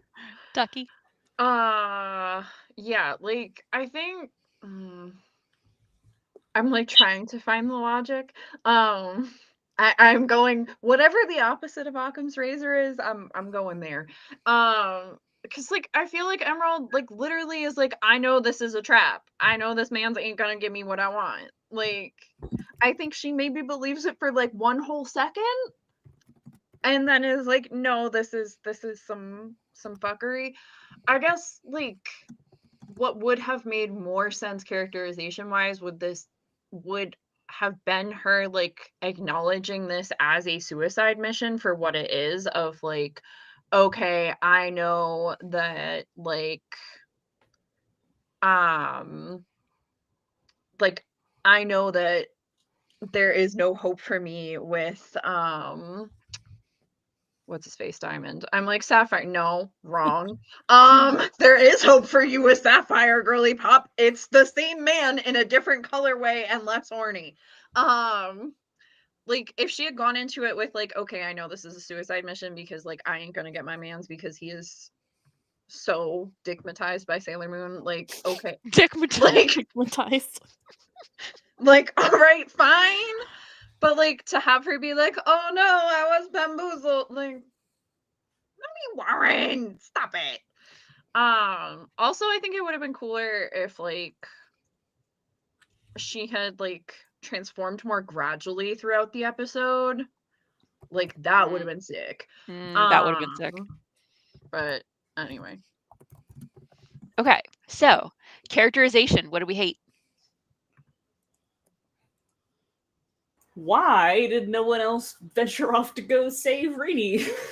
Were we relying solely on the power of love here? Like, I understand this is the power of love show, but this is also the power of love and incredibly powerful magic show. I just straight up don't know why no one thought to. She disappears, and they're like, well, don't worry about it. Don't worry about it.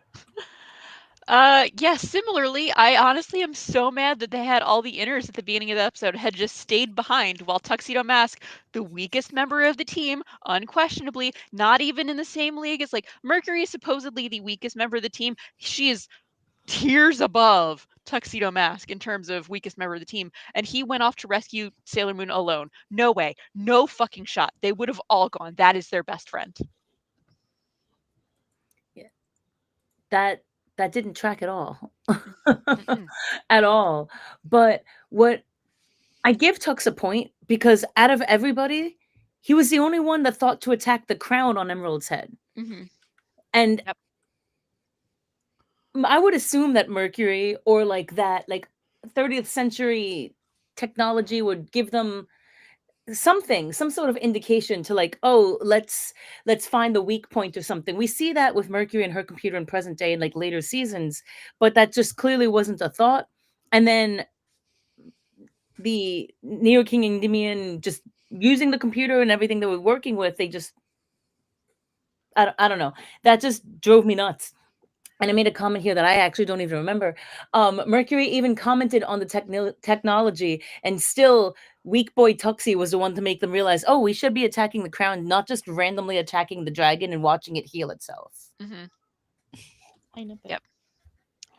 And then I thought it was interesting that Emerald would do anything to become queen, including become the victim.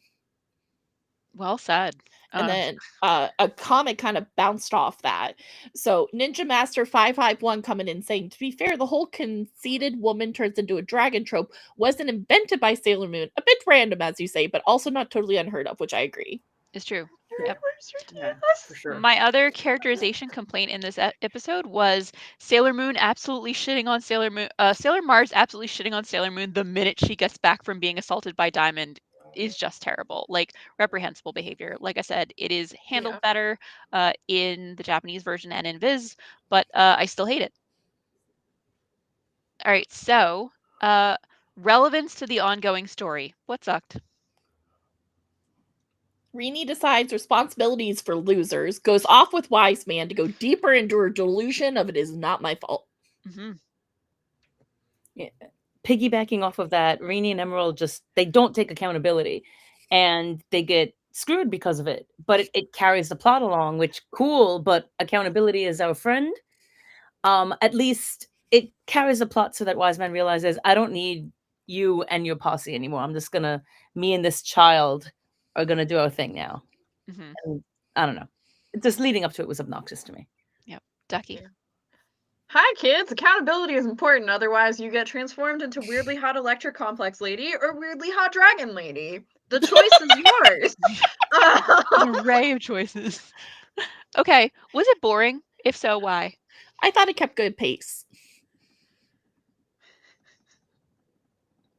Yeah, I think it wasn't boring. Yeah, none of us really thought it was boring. Okay, what was the worst part? For me, the worst part was definitely Sailor Mars giving Sailor Moon shit right after she got back from being kidnapped by a whole creep.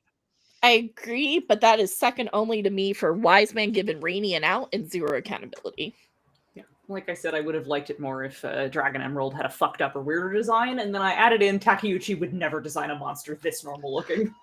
So real, so real. So Can true. we note that the dragon that Emerald turned into like had red hair? Yes. It was her Sure. fan. Emerald yeah, not maybe only it's her had fan. Okay. not only did she have red hair, green hair, but like her name is Emerald. That's okay. It's fine. It's fine. Don't worry about it. Okay. For me, like I appreciate the juxtaposition and like the blend of young Chibi or young Rini and Wicked Lady or like adult voice, but her laugh was giving me Titus from Final Fantasy X vibes, and I that was the worst part for me. Sorry. All right. Things it could have done entirely without. I know you like it, but Rini's evil laugh I could have done without. Mhm. Okay, so for me, there's a line where King, and this is a serious, I think it could have done without.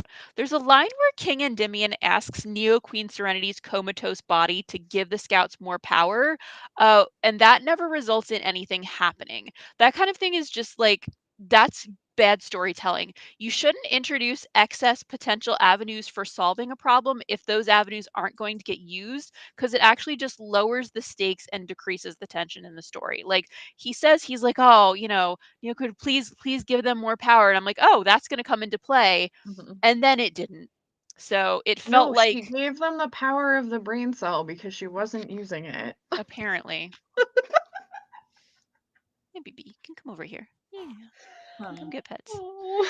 All right, so let's fix it. What would make it better? All right, so we keep Serena and Darian coming back. We keep Emerald as final boss. But instead of Wise Man tricking her, she does something to become all powerful. Give it a real lost shot and then bow out gracefully and maybe get healed into a new life as a fabulous business executive or some shit. Yo. I just hate how much Wiseman gets credit for like doing everything, which he really is pulling all the strings, but he's an awful character. Can't we give him less credit? You know what? Like, I would love if Emerald got like a completely unearned redemption plot line. Like, Yes. she never does anything to deserve being redeemed, No. but she just gets No. to go be human and fuck off anyway. That Yeah, would be 'cause kind she's of so bad. delightful. Just Dorito laugh away. Yeah, like she's so fabulous. She deserves one just for the fashion, honestly. Yeah. My quick fix for this episode, I agreed with Monica basically that Emerald could have turned into a Nega Dragon that looked less like blandly traditional and way more creepy and futuristic, and also just like more Emerald, like just the dragon that looked more like Emerald. This dragon had none of her sense of style. That was my big fix for the episode. So what you're saying is a more fuckable dragon. Yeah, we'll get to that. That's what it's missing. We'll get It's to that. missing the Okay. Sailor Moon. Rizuki? For me, it's the design of the dragon. I thought it was just very lackluster. I feel like it really took away from Emerald's ending. I feel like it was just very basic and okay, fine, you're taking the red from the fan, but her name's Emerald, her hair is green, like her gems are green. Like it's not tracking. And I think it made it really distracting. I think it made the whole thing distracting and kind of like like a passing thought rather than like an actual I plot think point. that's why none of us remembered that she turned into a Probably. dragon. Probably. Probably. Yeah. All right, so let's rate the episode. 3 out of 5 star. Agreed. I went controversial. I said honestly a hard 4 for me. I really liked this episode. I gave it a 3.5. I gave it a 4 -1 for child neglect. So real. So okay, let's talk about it, team. Smash or pass the dragon? Oh, that's hard. I think I'm gonna have to pass. It's too ordinary. Pass. It's Yeah, not like go if enough. we were given the option of Queen Emerald, hard smash. But like Yeah. the dragon, it didn't move me in any way whatsoever. Pass. Agreed. Okay. Look, we aren't going to get Yeah. a lot of Smasher passes left in this season. Queen so Emeralds immediately smash. Queen Emerald smash. It's Yeah, hard. Oh, smash. Queen Emerald hard smash. aggressively Yeah, smash. Hard smash. unanimous smash, I think. Yeah. Break oh, that no. button. Yeah. Ninja Master made a really great point. Contrast that with Black/Wicked Lady, where she clearly looks very different, but has enough of chibi use in Yes. her design that you can tell who it is. That's a good yes. point. Yeah, Yep. great point. Yeah. Yep. Yeah. All right. So, let's do recommend we this want to episode? do we want to break now, or do we want to break after this one? Real quick, do we recommend this episode? Oh, do we recommend Oh, something? yeah. Yeah. I do. Yeah. Yeah. Yes.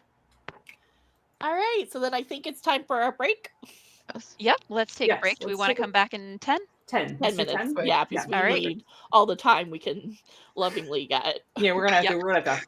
Yeah, sprint and through Michi these needs, last Michi three. needs the time to finish her write up for Yeah. Yes. episode 80. Okay, stay tuned. We'll be back in 10 minutes. We've got 3 more episodes to talk about.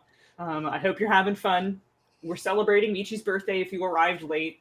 Yep. So please stick around and continue the birthday celebration with us in 10 minutes. We'll be back. We'll Oh, see you yeah. soon. Bye-bye. Come on.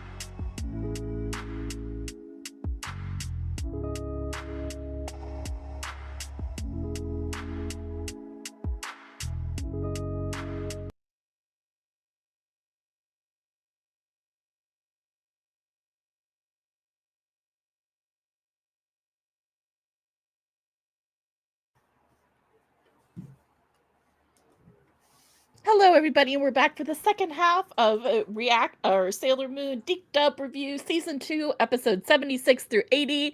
And yes, we're getting into the Wicked Lady episodes. We are. It is time.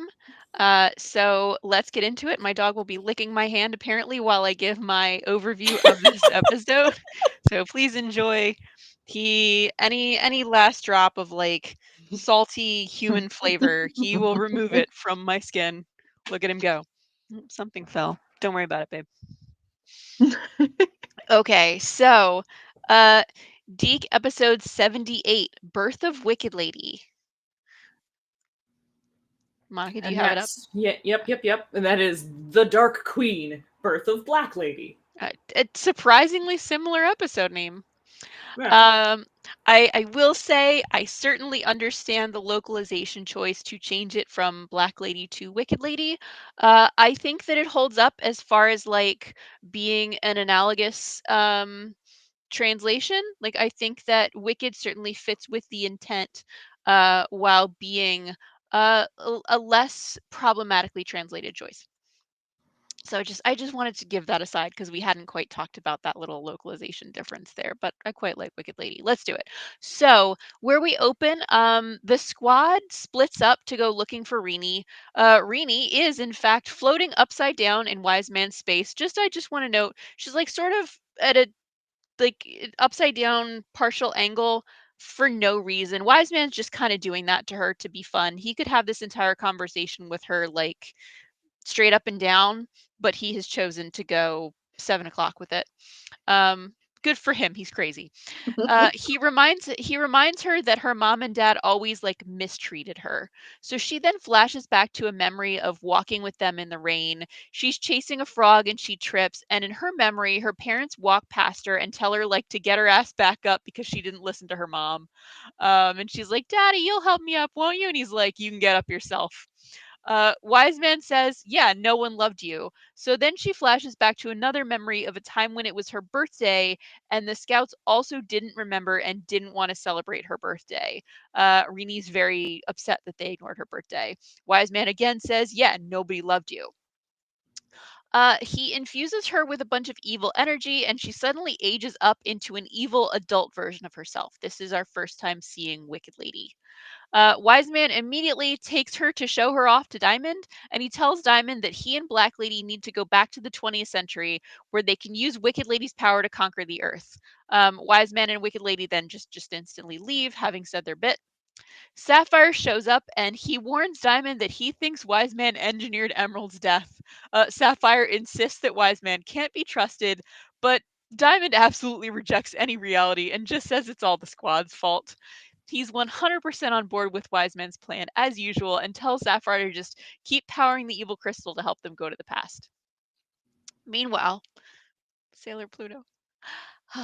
Pluto reaches out to the squad and tells them what's going on and that something's good. Like, she's like, Diamond and Co. went back to the past. Rini was with them. Something fucked up is going on with her. She didn't look right.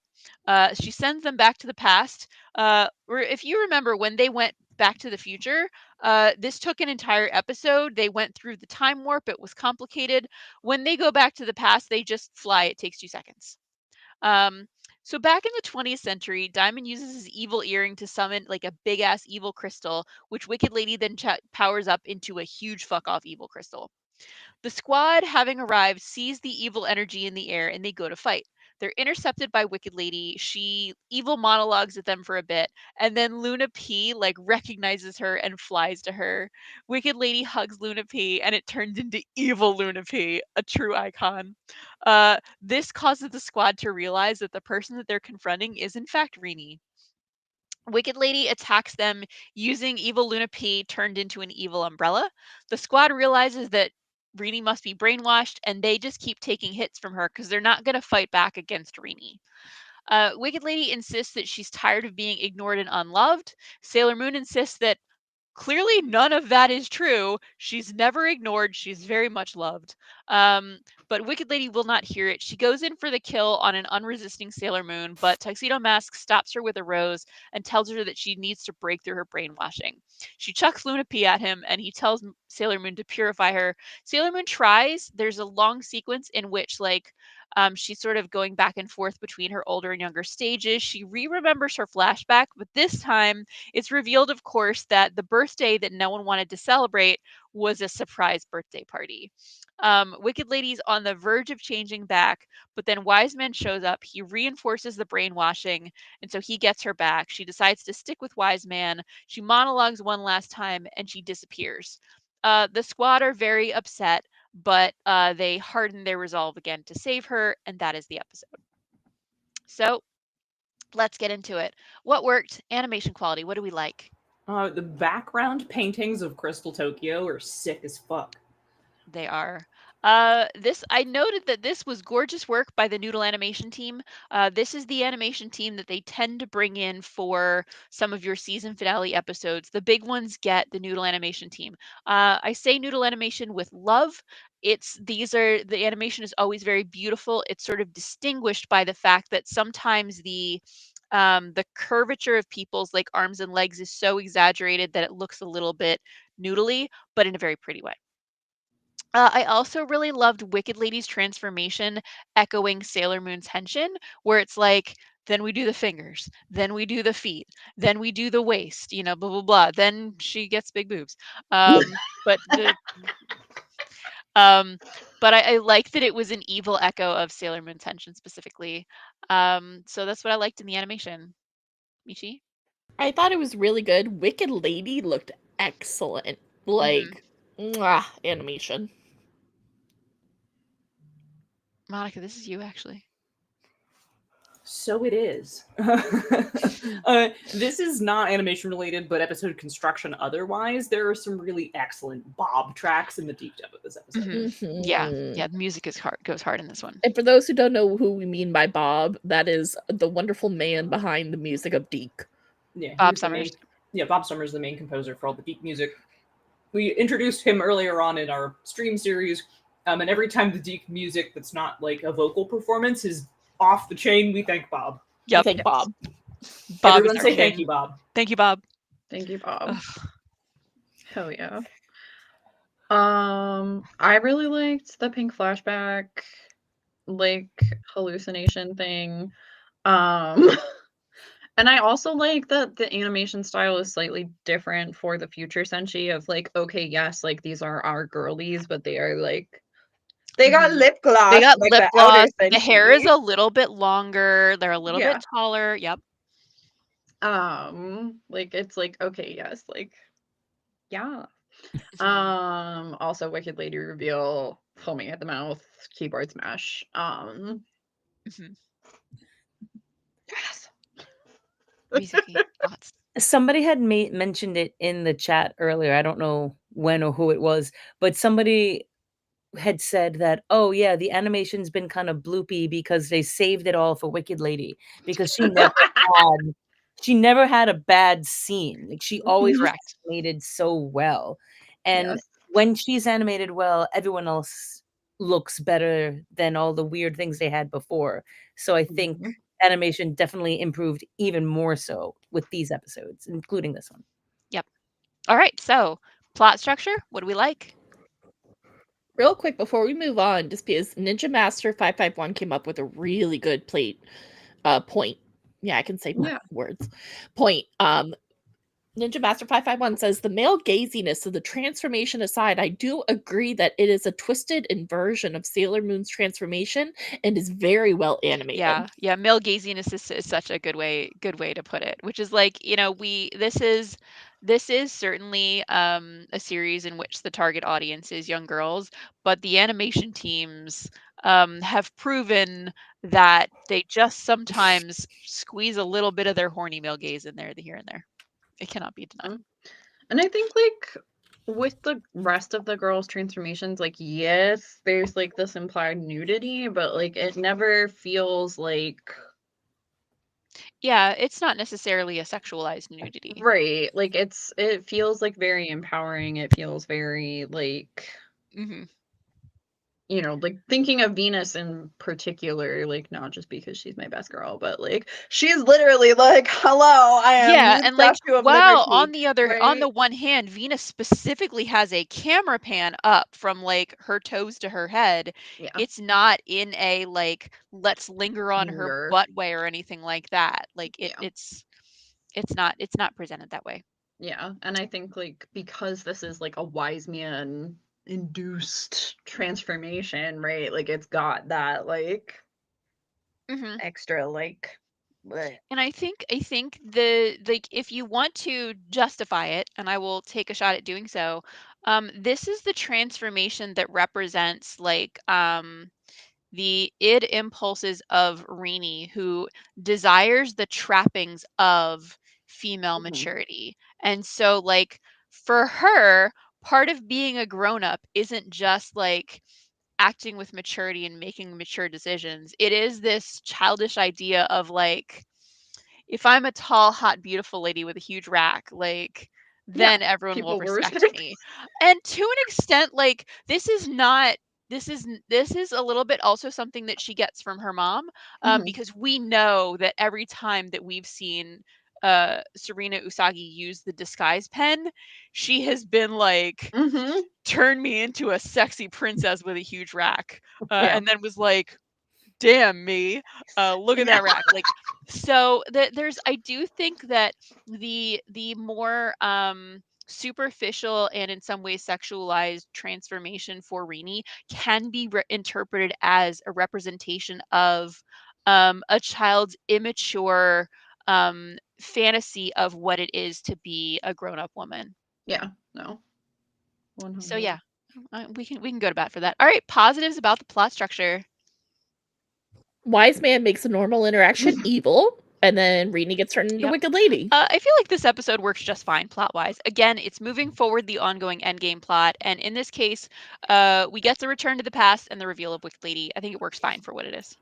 Then there was a part in the Deke dub where Serena is like, Rini, wherever you are, I hope you're safe and sound, and then a jump cuts to Wicked Lady. 10 and it's perfect. Chef's kiss. Mm. No notes. So good. I thought I thought it carried really well. It was like you said a moment ago, it was really pushing us toward the end of the arc, the end of the plots, and it brought us back to the past without, like what you said before, we didn't have to take a whole episode in like 65 different ways to get through to the past. We just boop past. We went to the past, yeah. And I appreciate that because I would have lost my mind. It's kind of like You don't want to do the time warp again and again and again Let's and not again? do the time warp again. It's kind of like when you're doing like an RPG or like when you're playing Pokemon and you got to the end of wherever you're supposed to be, you have your battle, but now it's just like shit. I Yeah. really appreciate that we didn't have to do that. Mhm, mhm. Yep. Yeah.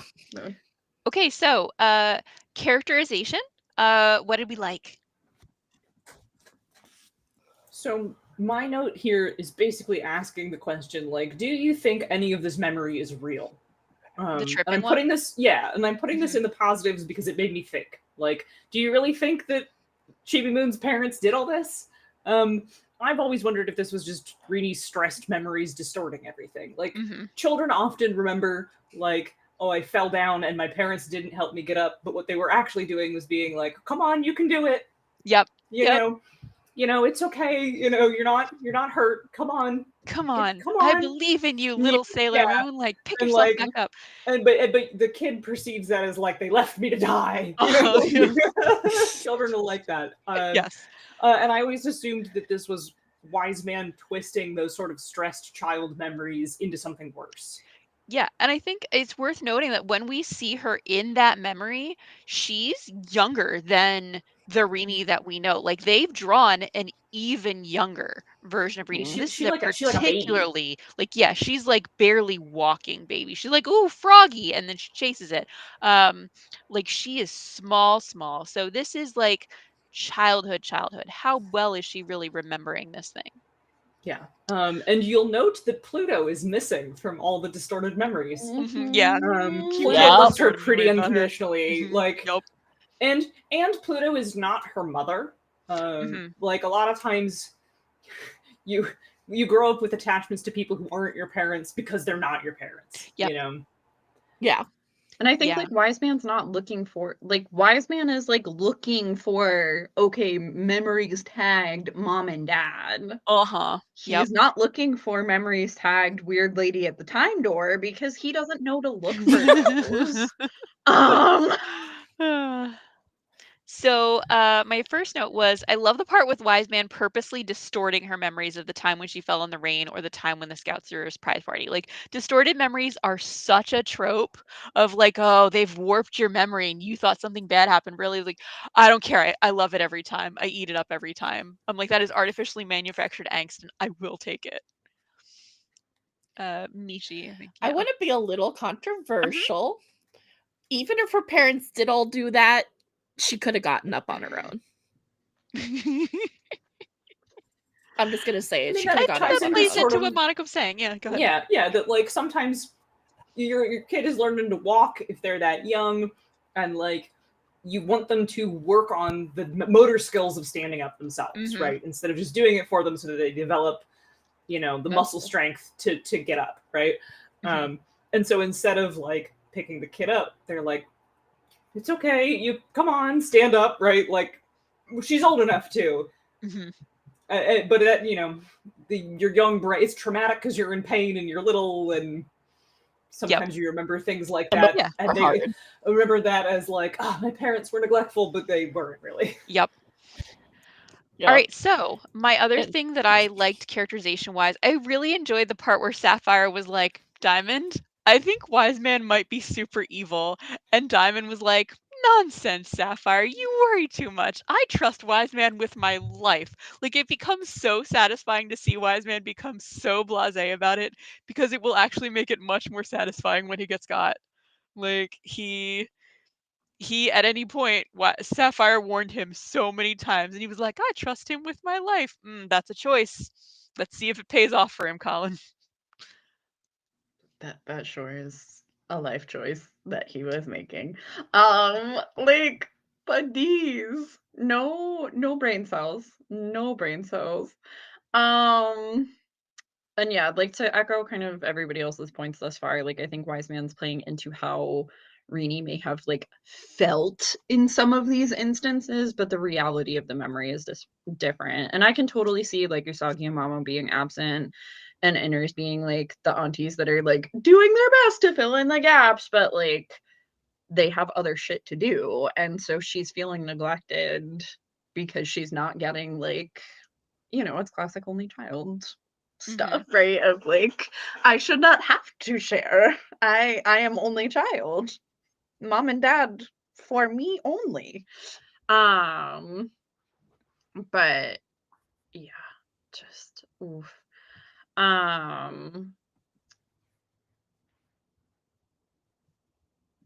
Pluto's line also, she has like one about like not seeing the future, like live your life and you'll shape your own future. Like, no, bitch, I'm not showing you like No spoilers. anymore. Like chef's kiss 10 out of 10. Like, yeah, like you make your own future. You don't gotta.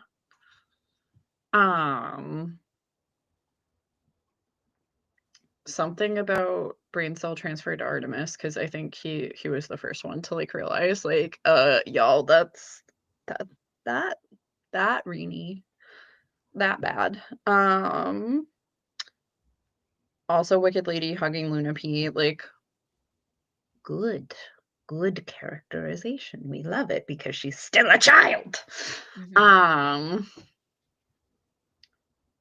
Also somebody, I think Wicked Lady called him Tuxedo Common a chump in a bad tuxedo, which I think that might have been, I'm not sure, that might have been Diamond, or it might have been Wise Man, but like any of them calling him a chump in a bad tuxedo. It couldn't have been Wise Man. He's not cunty enough for that line. It had to have been Wicked Lady or Diamond. But yes, 10 out of 10. I agree with how Wicked Lady hugged Luna P. It wasn't just that she did, it was how she did it. It was very much like a child hugging a teddy bear or something. It was like so well done. And I thought it was so weird that all of the memories were about the inner Senshi and about Endymion and Serenity, and Pluto wasn't there at all. But it makes total sense that there's no memories of Pluto, because why would wise men be looking for those? Why would there be memories to corrupt of Pluto when Pluto's not even really like a thought technically to anybody except Rini, really? So it makes complete and utter sense that she's just focusing on, well, these are my parents and these are my parents' friends, my aunts. So I'm the only child. Everything has to come to me. All the time is for me. My time is now. And it tracks that she's looking at all of this in the mindset of a child not getting what she wants, even though she did each time, honestly. Yeah. Like, they may not have stood her up, but they helped her and they allowed her to Mhm. grow through what happened in reality, not through the distortion. So I thought that was just very well played. Agreed. All right. Relevance to the ongoing story? You know, this is a continuation of the manga plot. Like, yeah, Second. even more accurate than some of the other ones. So, you know, it's relevant. Yep. We Yep. all agreed. Okay. Was this exciting and engaging, even if it wasn't relevant or high quality? Yes, super relevant Yeah. and engaging. Yep. We all said yes Mm. again. Okay. Saucy. Standout moment. For me, in watching the Deke dub, Diamond randomly calls them the Sailor Warriors, which is the best translation of Senshi I've encountered across all the versions of Sailor Moon, and it's in this one-off line and then is never Yeah. used again. Yeah. Ever. I like that Luna P didn't take the gem juice, and at least somebody recognizes My Rini. standout moment was Pluto just completely showing up to keep this plot on track. Like, she has stayed out of it thus far, but she's like, just watch those fuckers travel through time. They messed up my girl. I'm gonna have to rally the troops for this. Thanks, Pluto. Yeah. Ducky. Oh, hi, Pluto. What you got there? A time door. Also Wicked Lady transformation, because I fucking love Wicked Lady. Thank you. No notes. Rizuki. So for me, it was definitely Pluto and the Time Door because of plot, moving along the plot, but also Wicked Lady's transformation because of what we said before, of it being the inverse, the contrast of Sailor Moon, but also this is what she thinks an adult is. This is what a lady, this is what an adult is. So I'm just big butt and long legs and big tits and everything's great. And it's just like, okay. But it makes total sense. Yep. Yep. Okay. Favorite part of the episode. Pluto wisdom. For me, probably all the memory fuckery. Like I said, like that's just candy to me.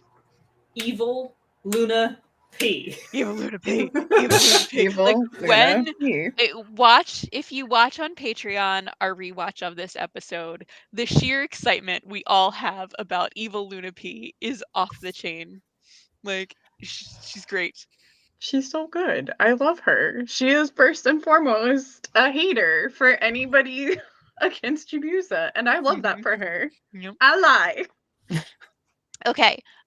Favorite character of the episode?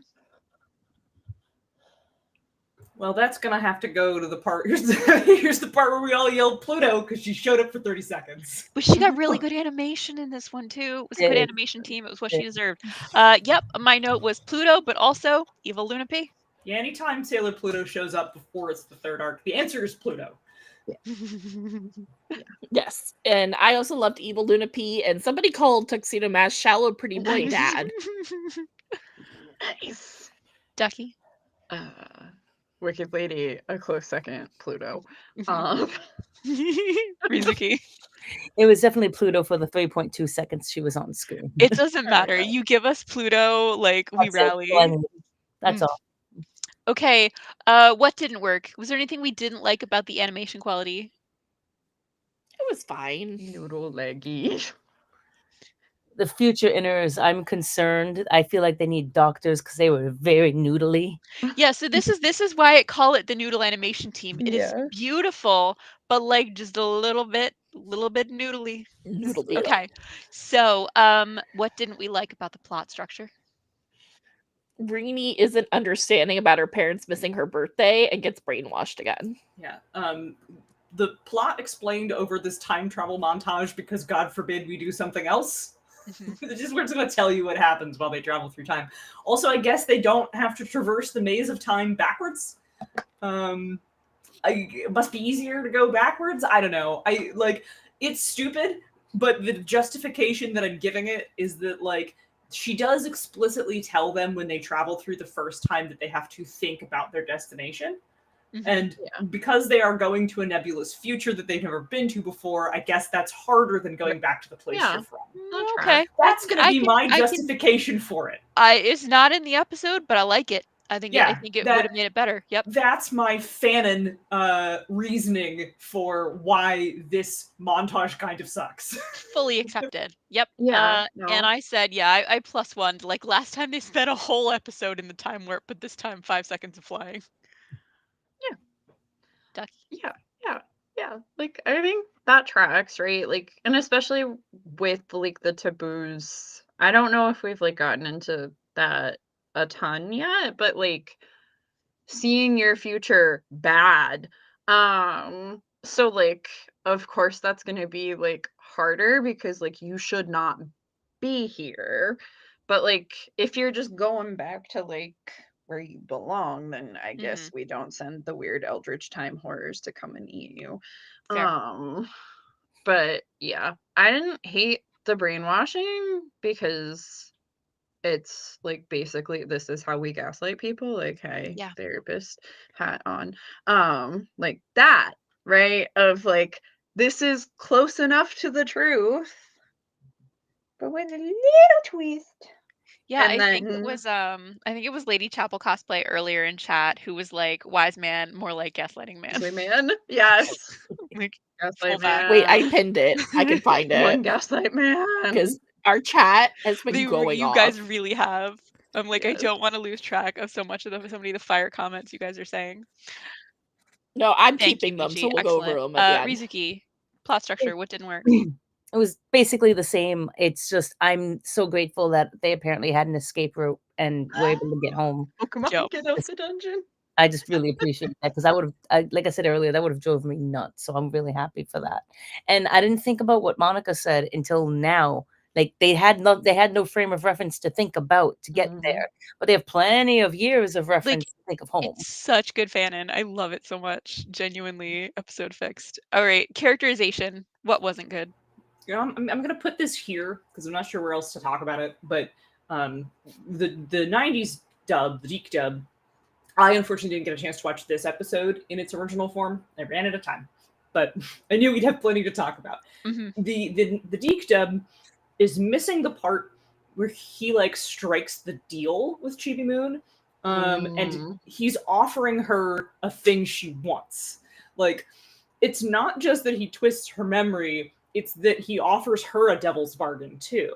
That's just from the manga, right? Like, he offers her adulthood, the thing she wants more than anything. That's his carrot. Like, that's what he's offering her. And that's missing from this. And that really does the episode a disservice because that's one of the things that makes Wicked Lady so horrifying. Yeah, I literally my comment here was I agree. I think that Chibi's eternal childhood is actually a super relevant plot point in the manga that really explains why she's so desperate to grow up that she's willing to try and use a magic crystal on herself to do it. Whereas here, the way it's presented, it just looks like a few randos made fun of her and she jumped straight to stealing the Hope Diamond. You miss one birthday and you're Dead. to read. You're dead to me. You're more dead than your dead mother. Ducky. Yeah, like the eternal childhood. Like I hated Rainy in like my childhood watching the Deke dub because this characterization is lost. Also, I did not get the second half of R as a child. I only had the Doomtree arc and then the rest of the series. But that aside, like I really did not like her as a character. I thought she was an annoying little fucking rat. Like even as a child myself, I'm like, why is she so annoying? Like I'm literally her age and I'm not this annoying. What the fuck? Anyway. So yeah, like I think her eternal childhood, inability to grow up, like the point, like she was bullied so hard that her growth was stunted. Like Mm-hmm. that, Mm-hmm. therapy hat on, like that's gonna fuck you up as a person. Mhm. I think she's allowed a little crash out. And I think like it makes her a much more sympathetic character, and like yeah. But like in here it's just like, oh, you're not like your mommy. Ooh woo. And that's just, but I mean, even so, like, yeah, if we're characterizing her as like this little 5-year-old, like, yeah, that is a thing a 5-year-old would do, right? Like, I want to grow up. I'm gonna like put on mom's fancy clothes and earrings and her shoes and you know. Steal the crystal. I want to do one very short tangent. And I do promise it'll be short. Yeah, do it. Duckie and Rizuki, are you? I watched Sailor Moon before school old, or I watched Sailor Moon after school old.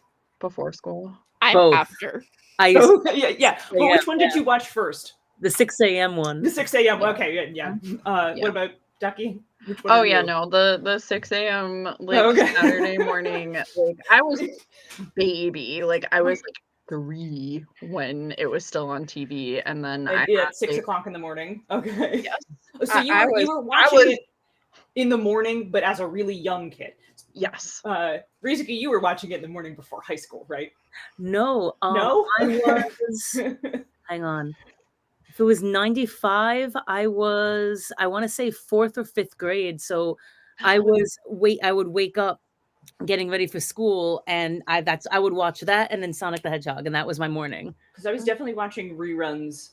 Because I watched these episodes, which were the lost episodes, but they were the ones that were on the TV in the morning for me before high school, and that was in 1999. Yeah. For me, these episodes that we're watching now, I didn't see until Toonami in 98, 99, and I was in junior high graduating into high school.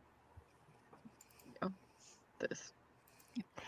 Lady Chapel cosplay comes in and says before 6 a.m. 6 a.m. We learned that there's a.m. sort of a generational divide as to whether or not you watched it in the morning before school or whether you watched it in the afternoon, on Toonami yeah. after school. Mm-hmm. Now you've thrown my metric off for a loop because there's a bunch of people who were like, I was really young, but I watched it in the morning before elementary school. Mhm. No, I Anyway. saw her, I was obsessed instantly. Like Yeah. There's so many more tangents I want to go on, but we got to keep Yep. going. All right, so. let's bring it back. Okay, so where we left off, we were talking about characterization issues.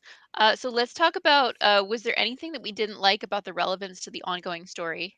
Michi, you had something Why did the scouts get no other clothes? in the Like, future. to this be is specific, like in the future specifically, because I mean, like, in the past they have such good fashion and like it's such a big part of their identity, and then in the future they wear their scout uniform apparently All the time. every day Yep. for the rest of their Is lives. the permanent state of transformation my fanon? We talked about this during the reaction. I thought that they were like that because they have reached like an ascended state and then they're in like a permanent state of transformation. But I think I made that up. You made that up. I Yeah, think you and made it's that up. good. It's really good, but I think you made it up. Yeah. yeah. I Okay. agree So with you though, actually, because I thought that with the Starlights and Stars, because they didn't have people like personalities, whatever you want to say, until they came to Earth. So I always thought it was just a perpetual state of being a sailor Senshi. Good luck with Yeah. that. okay. So was it boring? If so, why? All right, hear I'll hear me you out. Wicked Lady is a mid character to me because she is just a brat avoiding responsibilities and playing victim. This whole episode You're was going mid in. to me. Duckie is gonna kill you. Yes. I was pretty engaged, but I also am like a Wicked Lady stan because like she's just fun for me to psychoanalyze. So like I think that's genuinely so real. There is like she is one of the most. She's given some of the most psychological depth of any of the villains in Sailor Moon. yeah. That's kind of why I like Galaxia. Actually, no, I mean it's not just exactly. because she's hot and cool, but Yeah. that too. Yeah. I mean, I there's think a that's reason. it's why I like Yeah. Nahelenia 90s anime specifically, Yeah, where they no, were like, let's exactly. give her some And here's the psychological thing. depth. And what's great is, as friends, we can all disagree on our points, and we're all still friends at the end of the day. Yeah. And as friends, we all Yay! make up a cosplay group where each one dresses up as our favorite villain that we'd like to Yeah. psychoanalyze. This is true. This is Yes. true. I don't know. I mean, Rizuki already dressed up as that ball that almost suffocates Yeah. Sailor Moon. Yeah, but I like, just love I think love. between the 5 of us, I think we could represent a villain from each of the seasons. The question is like, Michi and Rizuki, you guys have to decide which of you like gets to be Mistress Nine and which of you has to be like Beryl. Yeah. I already have Mistress's 9 Oh, cosplay. all right. Okay, so Rizuki, that means you have to be our Beryl. Okay. Hot I girl think you'd Beryl. look good in a Beryl costume, actually. Me too. Like Me legit. too. Or if you prefer a Metalia Beryl, like Oh, that's which true. was Oh, it's also I a lot. never thought about Beryl until the Super Live last week. Yeah. So Mhm. Yeah. Yeah. Any of the musical barrels, though. Oh, Literally, musical barrels. Mommy Sorry was Never- our entire never thought section. about it. I mean, to be fair, PGSM Beryl also. True. Like, Yeah. Oh, Like, Okay. ooh. Again, we've gone off on a tangent, but let's All bring right, it. back let's on the ship. Bring back on it the ship. back. Okay. What was the worst part of the episode? Breeny brainwashing. I'm not gonna stop harping. Sorry. I gotta say that even though we have a YouTube coach and he had some interesting things to say while we were explaining these episodes to him. We traumatized that man. They cut the incest kiss from They the did. geek dub, That's right. and They did. I don't like that. That's part of the horror of this. Yeah. Like, I think Relia brought up that, like, this is a horror beat. It's not, Yep. like, framed for titillation or Right. for excitement. It's a horror beat. Like, Yeah. It's meant to be This- upsetting. it's meant to be upsetting. It's meant to Yeah. discomfort. You're supposed to be disgusted by it. Mhm. Right. Like- Because if we're going like full Freudian with this, right? Like You can't half-ass it. Well, that's exactly it. Like this is meant to This is an underscore the fact that electrocomplex. like she is still adult in seeming only, in superficially only. She has the body now of an adult, but she still has the child's desire to marry her dad. Yeah. And I think Yeah. that is specifically intentional. It's not supposed Yeah. to seem normal. It's not supposed to seem healthy. It is Right. supposed to be upsetting. Like it's fucked up for a reason. Hmm But by the way, trying to explain to somebody who's never seen Sailor Moon that Wicked Lady is obsessed and wants to fuck her dad is so difficult. Yep. He was You like, will not how believe how the little does the, chit chat my how does friend the had. fandom feel about this? And we were like, no one in the fandom supports it. Yeah. Yeah. No one is pro no. it. No the one supports fandom this. seems to generally understand that you are supposed to be disgusted by it. Yes. Yes. Yes. That this is not being like, look at how cool that is. It's, Yes. you were supposed to be upset by it, and Mhm. for the most part, the Sailor Moon fandom has some pretty good media literacy. Yes. Yeah. Yes. Yep. And I mean, Okay, like, so- even looking at like Wicked Lady's fit. I'm sorry. No, go ahead. I had another thought. But like literally her outfit is the YSL Black Opium dress, right? Like Yes. this is literally something a child flipping through mommy's magazines would see and be like, ooh, that's what an adult lady looks like, right? Like this isn't Mugler off the runway. This is fashion advertisement for perfume. Anyway. That's true. So we're still in worst part. Ducky, what was your worst part? Gaslighter, wise man, yucky. Hate gaslighting men. Ew. Real. Rizuki? This part of the arc was just a lot of mind control and brainwashing, like and manipulation and distortion. And I'm just like, I get it, but damn. Mm-hmm. It's a lot. Yeah. Okay. Thing that it could have done entirely without. Rini not believing her family and instead this weird entity. Like she treats them as equally important, and it's so frustrating. My thing that it could have done entirely without is Diamond comes to the past only to like stand around and watch everyone else do the work without contributing. Like he doesn't do shit. He doesn't do shit in the past. He's just here. It's fine. Ducky? It's fine. I was a little like disappointed that Rini didn't have like more doubt with like OG Sailor Moon, like our girly pop of like, hey man, this lady's been nothing but kind to you. Like, yeah, she's been like sassing you, but like, give us a little. Like when Usagi specifically is appealing to her of like, hey, we have a relationship here, Miss Ma'am. Like, what in the like, I don't care about me from the future. Like, you and me, girly pop. Yep. Agreed with that. And what you said, Relia, Diamond was just so worthless. Like, why'd you waste time animating him? Like, he was just like, yes, this is good. Next scene. I don't care. So agreed.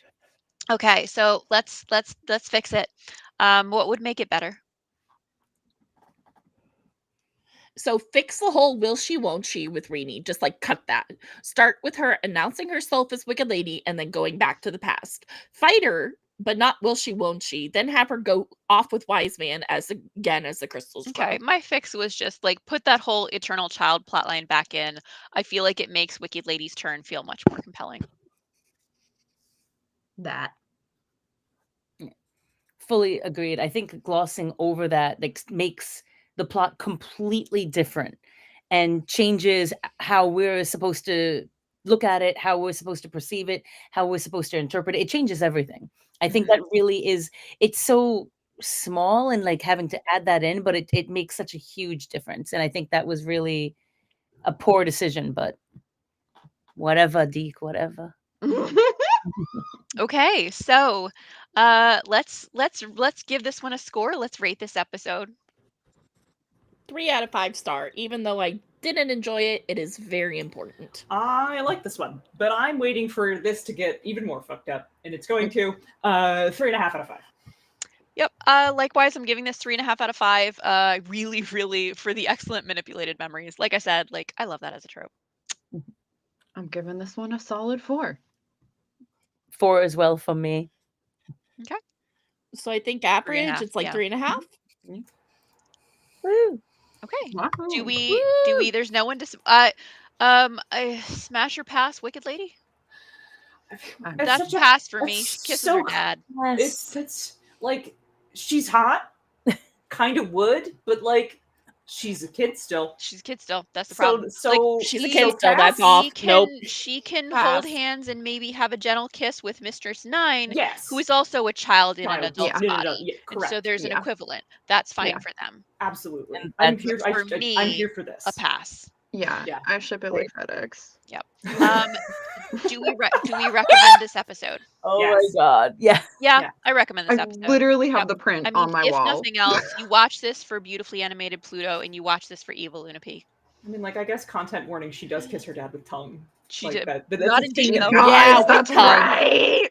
Not in Deke. Like, I don't know it- that anybody's finding the Deke dub anymore, other than watching It's true us on watch it. Patreon. Yeah. So if you're just looking this up, you surely are going to either find an unofficial copy or it on streaming, and the streaming version's not the cut one. So, Yeah, that's the thing. That was the one thing. Yeah. Davis is on. mild content warning for that. It's not particularly graphic, but it is meant to be upsetting. Yeah. Yep. Yep. All right. Ninja Master has a great point. Yeah, I got a couple ones Yeah, saved. let's do but it. If you think here, you about want me it, to- her outfit as a grown-up is a version of what she was wearing as Chibiusa. Her underskirt being blue and going from red highlights on her shoes to fully red high heels seems like a full attention. Yeah. I never noticed that before, but you're so right.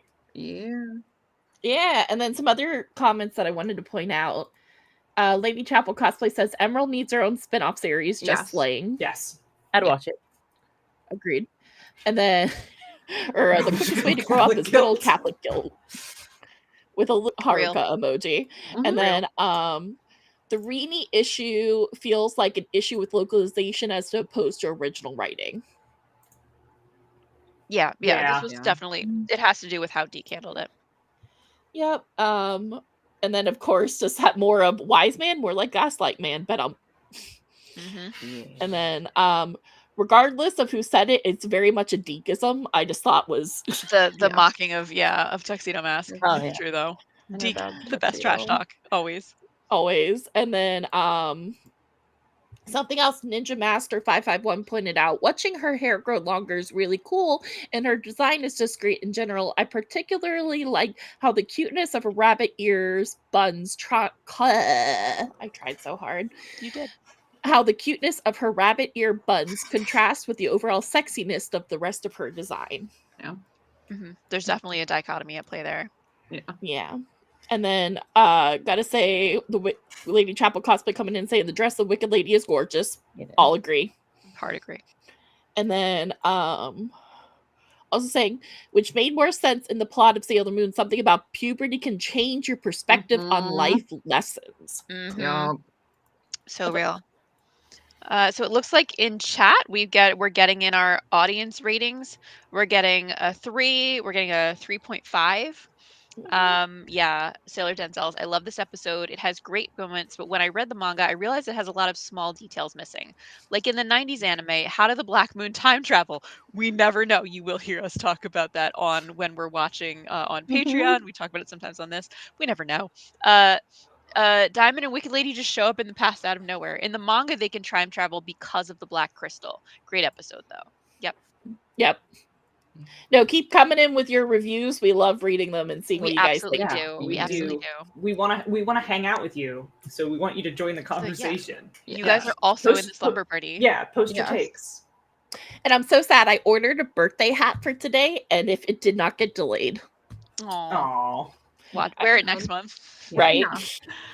It's your birthday hat is at Rini's surprise party. Yeah.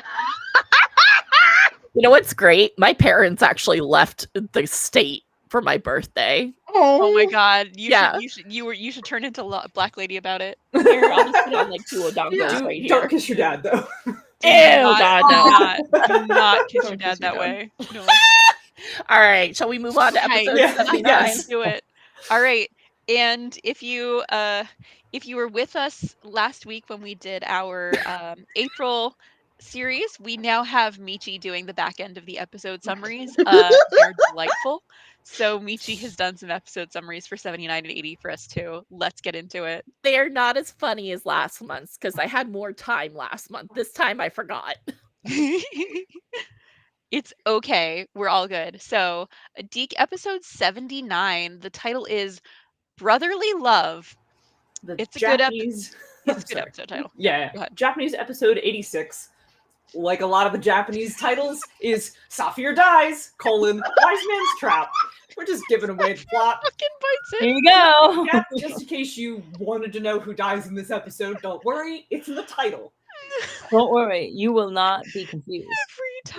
Every time someone dies in Sailor Moon, just It's so and so fucking bites it. Right in the episode title. Okay. Every time. Let's get into it. Michi, All right, take it so away. this is a Sapphire episode. Oh, I love this episode. Like the best boy of the entire Baby 90s boy. anime is Sapphire. Now in the manga, we're not going to get into that. In the manga, like he's not a great guy. Like he's got some toxicity, but in the anime, like He's whatever. a good pure It's great. little noodle.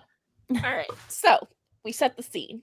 Kuko Mama is making tea for everybody and sets out an extra cup for Chibiusa, who she's forgotten since she became Wicked Lady. So Wise Man is making a fool of Diamond. I mean, like, absolute fool. Using him as the pawn he truly is. He uses Usagi for bait and gets Diamond to do anything he wants, basically. Sapphire overhears Wise Man evil monologuing and boasts about using Diamond and swears he will save his brother from Wise Man. He steals the control chip from the tractor of the Dark Crystal to prevent Wise Man from overloading it. Wise Man then attacks Sapphire, and Sapphire runs away hurt. And then Sapphire collapses in the park. Might be the same park as Nephrite. Real. Apparently, they just handsome men just go to parks. Dying in this. What you want to pick up a man? Go to a park. Go to the park. A dying man. Go to the Basically. Trying to get rid of a bad date? Go to the park. Go to the park. Mm-hmm. All right, so Sapphire collapses in the park, but is saved by the Negamoon sisters and taken to their house to get better. Prisma thinks he is there to punish them, but then in the corner gossiping, Avery lets know that Prisma and Sapphire were in love to the other sisters. And the other sisters are like, hold up, wait. Hold up, what?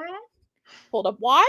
Hold up, when? So Sapphire realizes how good a life on Earth is, and Diamond's plans are wrong, and vows to Prisma that he is going to make his brother see the truth, and leaves, even though the sisters are like, please don't, please rest, please get better, but he doesn't listen to a damn thing they say. So the Negative sisters are worried, and they call Serena, and they're like, Serena, listen, Prisma's ex-boyfriend, not really, but and basically Serena, being the ever-loving, compassionate, wonderful soul she is like, we'll go save him. So Sapphire is attacked by Wicked Lady. The scouts arrive and say, don't hurt him. Wicked Lady then traps everybody. What? That's our girl's man's. Wicked Lady traps everybody, but Tuxedo Mask frees everybody. Diamond arrives and calls Sapphire a liar when Sapphire is like, dude, he's evil. And Diamond is like, no, he can't be evil. Tuxedo Mask begs him to listen man to man. It's like this very much bro-coded moment. And then Wise Man appears and shoots Sapphire with an evil energy blast. Diamond tells him to stop, but Wise Man blasts him again, killing him. Wise Man takes the control chip back. Bandages fall off Sapphire's head, revealing the dark crescent moon on his forehead is vanished. Wise Man and Wicked Lady leave. Diamond takes Sapphire's body and disappears. Prisma, in this beautiful, beautiful moment, sees Sapphire's coat fall and like realizes he has died, and then like mourns him. And that's the episode. That's the episode. All right. That's the episode. So, let's talk it up. Animation quality. Okay, so I don't know what my note is here, but it says, I'll take it back, and walks away. I need Must to have put been a better thing notes. that happened. I don't know. Yeah. I don't know. Must happen. I don't know what that was about.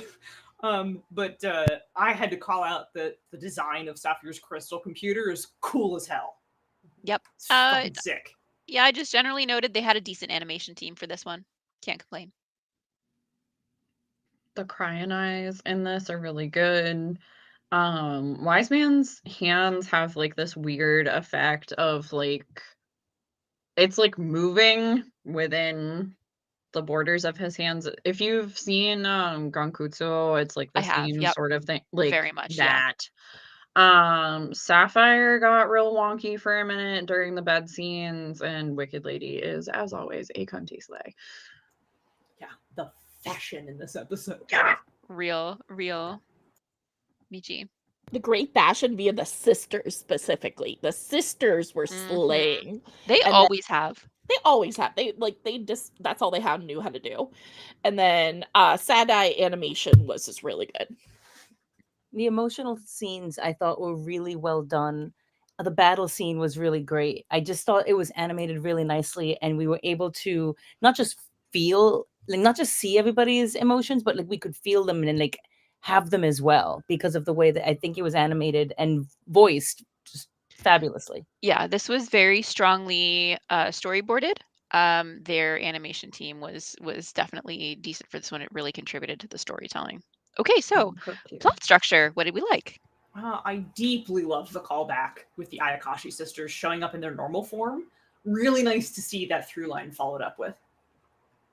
Yeah.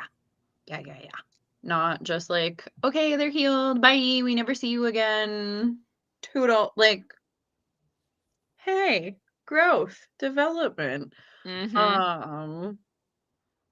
Also, like, Diamond just sitting there, like, this is a negative, but I put it in here because, like, bro, you literally, like, I know it had to happen for plot reasons, but also, bruh, you just watched your brother get blasted.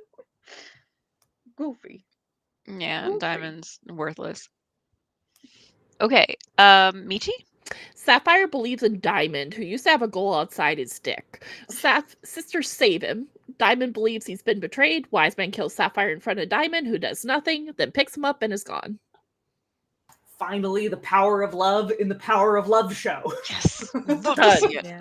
Ugh, I, my notes reflect that I clearly really liked this episode. My notes say this episode is fantastic in all caps. It follows up on what we've seen from Sapphire in previous episodes, his distrust of Wise Man, and it even follows up on Prisma's notorious man-hating ways from previous episodes, saying that the one exception is Sapphire, who she used to date. Ugh, so well set up. Love to see some follow-ups. So this made me ponder outside of my notes for a hot second. The one exception is Sapphire, who she used to date. So did Sapphire have a crush on Emerald because he broke up with Prisma and was using her as like a rebound? Yeah. I Like like. probably, yeah. Yeah. I like. Anyway, I appreciate from this episode that a trope that happens in anime a lot is like something bad is happening and like our main cast is concerned and freaking out, and like everybody else in the city is just, I gotta go to school, I gotta go to Mhm. work. I really appreciated that the city is like, hey, there's a big ass crystal. Like Yes. everyone's panicking. There's reports on it. Like everyone's talking about it. Like I really, really appreciated that no one's ignoring this really bad thing, even if they don't understand the really bad thing. Yep. I've actually decided that the Prisma thing with like, I don't like men except for him. We used to date. He's trans. He just wasn't a he when they were dating. Okay. All right. I'm here for it. I'm I'm here for here for that. it. I'm here for Prisma it. ally. Ooh. Yeah, he just made everybody in the room like him a little more. I already liked him. I like him even more. Yep. Okay. No. All right. All right. So, positives on characterization. No one continues to listen to Sapphire. It's consistent. I guess this isn't really a characterization note, but I loved the news anchor voice that was being done by the woman in the deep dub. It was so good. I had a bullet under that said she's hot too. yeah, she was hot. And too. I added that she was just stress free. She's just, I've got to report the news right Mhm. now to you. We're not going to potentially die. Here's what's going And in on. other news, there has Dark been a crystal spreading discovery of a across dark horizons. crystal growing in the middle of the city. And now the weather. Back to you, Bob. Oh man. ugh. Kuko Mama forgetting about Chibi Moon is always heartbreaking in a positive. Ugh. Yeah. Also extra funny that she's like, oh well, can't wait for this alien business to blow over. I have shopping to do. Conveniently also how a lot of people treated COVID. Yep. Yeah. With regards to Ikuko Mama forgetting about Chibi Moon, I said it hurts in R and it hurts again in stars. Like Yeah. every time it happens, it hurts the heart. I also really enjoyed seeing Serena like being lost in thought and in emotional turmoil over Rini in the way that she usually is about Darien. Like we've seen in previous seasons, and it's very strong in the manga, where like when she is separated from Mamoru or he's in distress or in some way, like it is hard for her to focus on conversations with other people, things like that, because she's just like, it's all she can think about. And I really enjoy seeing that being placed on Rini and not just being about Darien. Another positive in terms of characterization was no one will ever listen to Sapphire, so he has to try and just do things on his own at this point. Like, he's tried so many times to get anyone to listen to him. No one ever has, so he's just like, okay, I guess I'm doing this. Yeah, I love this little cameo of Diamond and Sapphire as kids. It has such a nice characterization touch, and that's the sort of thing that I expect from the 90s show. Yeah, that. And also, like, we get like a cute little echo of that in the R movie, which is the VHS that I'm pretty sure I like ran so many times that the tape like literally wore out. Hard same. Ugh, so many feelings about the R movie. Okay, more positives in characterization because I think they were strong and interesting. This is the episode in which we learned that Diamond was groomed by Wise Man. Oof. Like we specifically see that like Wise Man got to him when he was a child, and that's how long he's been working on him. I love seeing the Ayakashi sisters enjoying their peaceful life and telling Sapphire that their lives may seem small and inconvenient, but that they're happy. And it's sad to see how no matter what, like Sapphire just cannot give up on his shitty brother. Like, I get it. They lived on the shittiest planet and they only had each other, but it's like very good tragedy.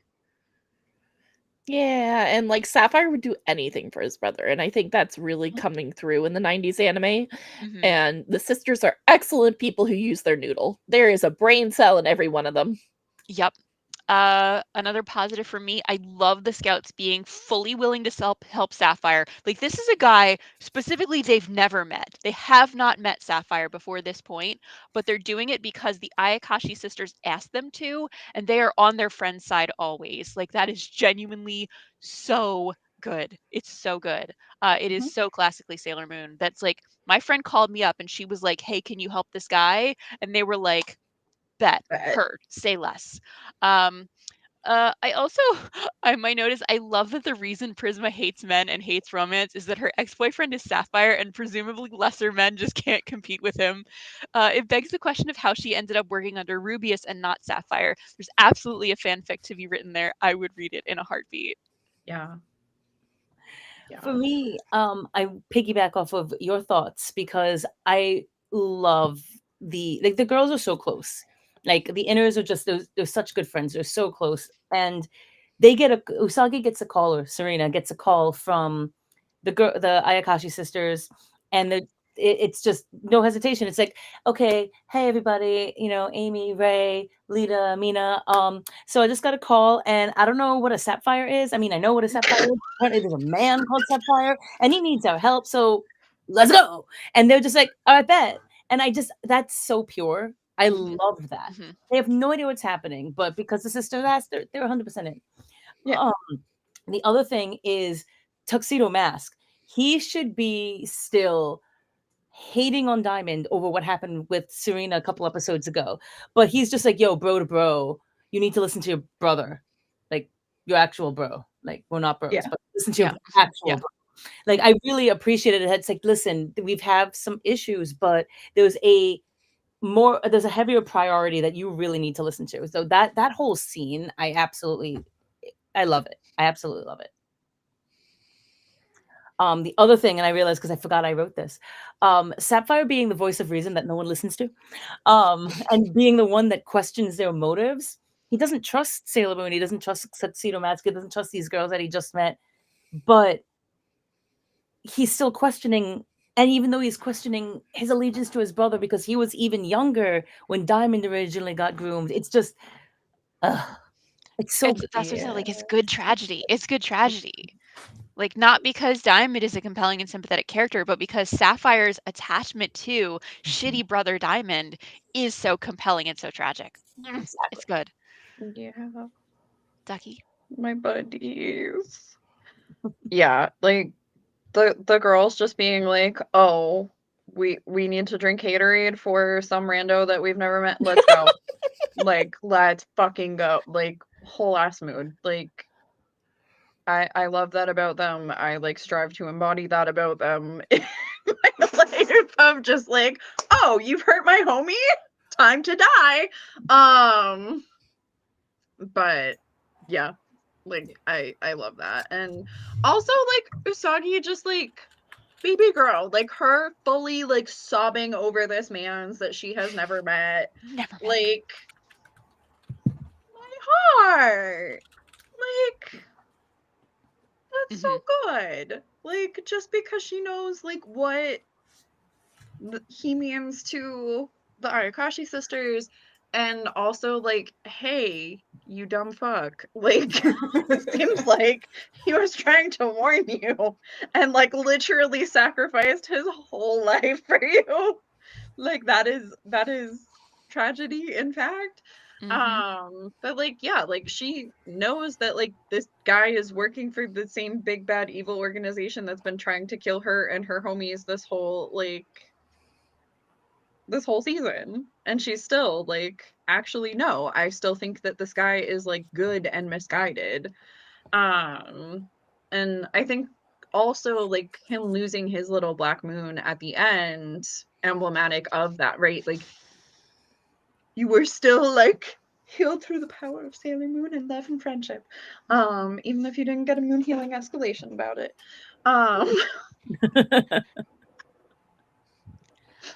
All right, so positives in relevance to the ongoing story.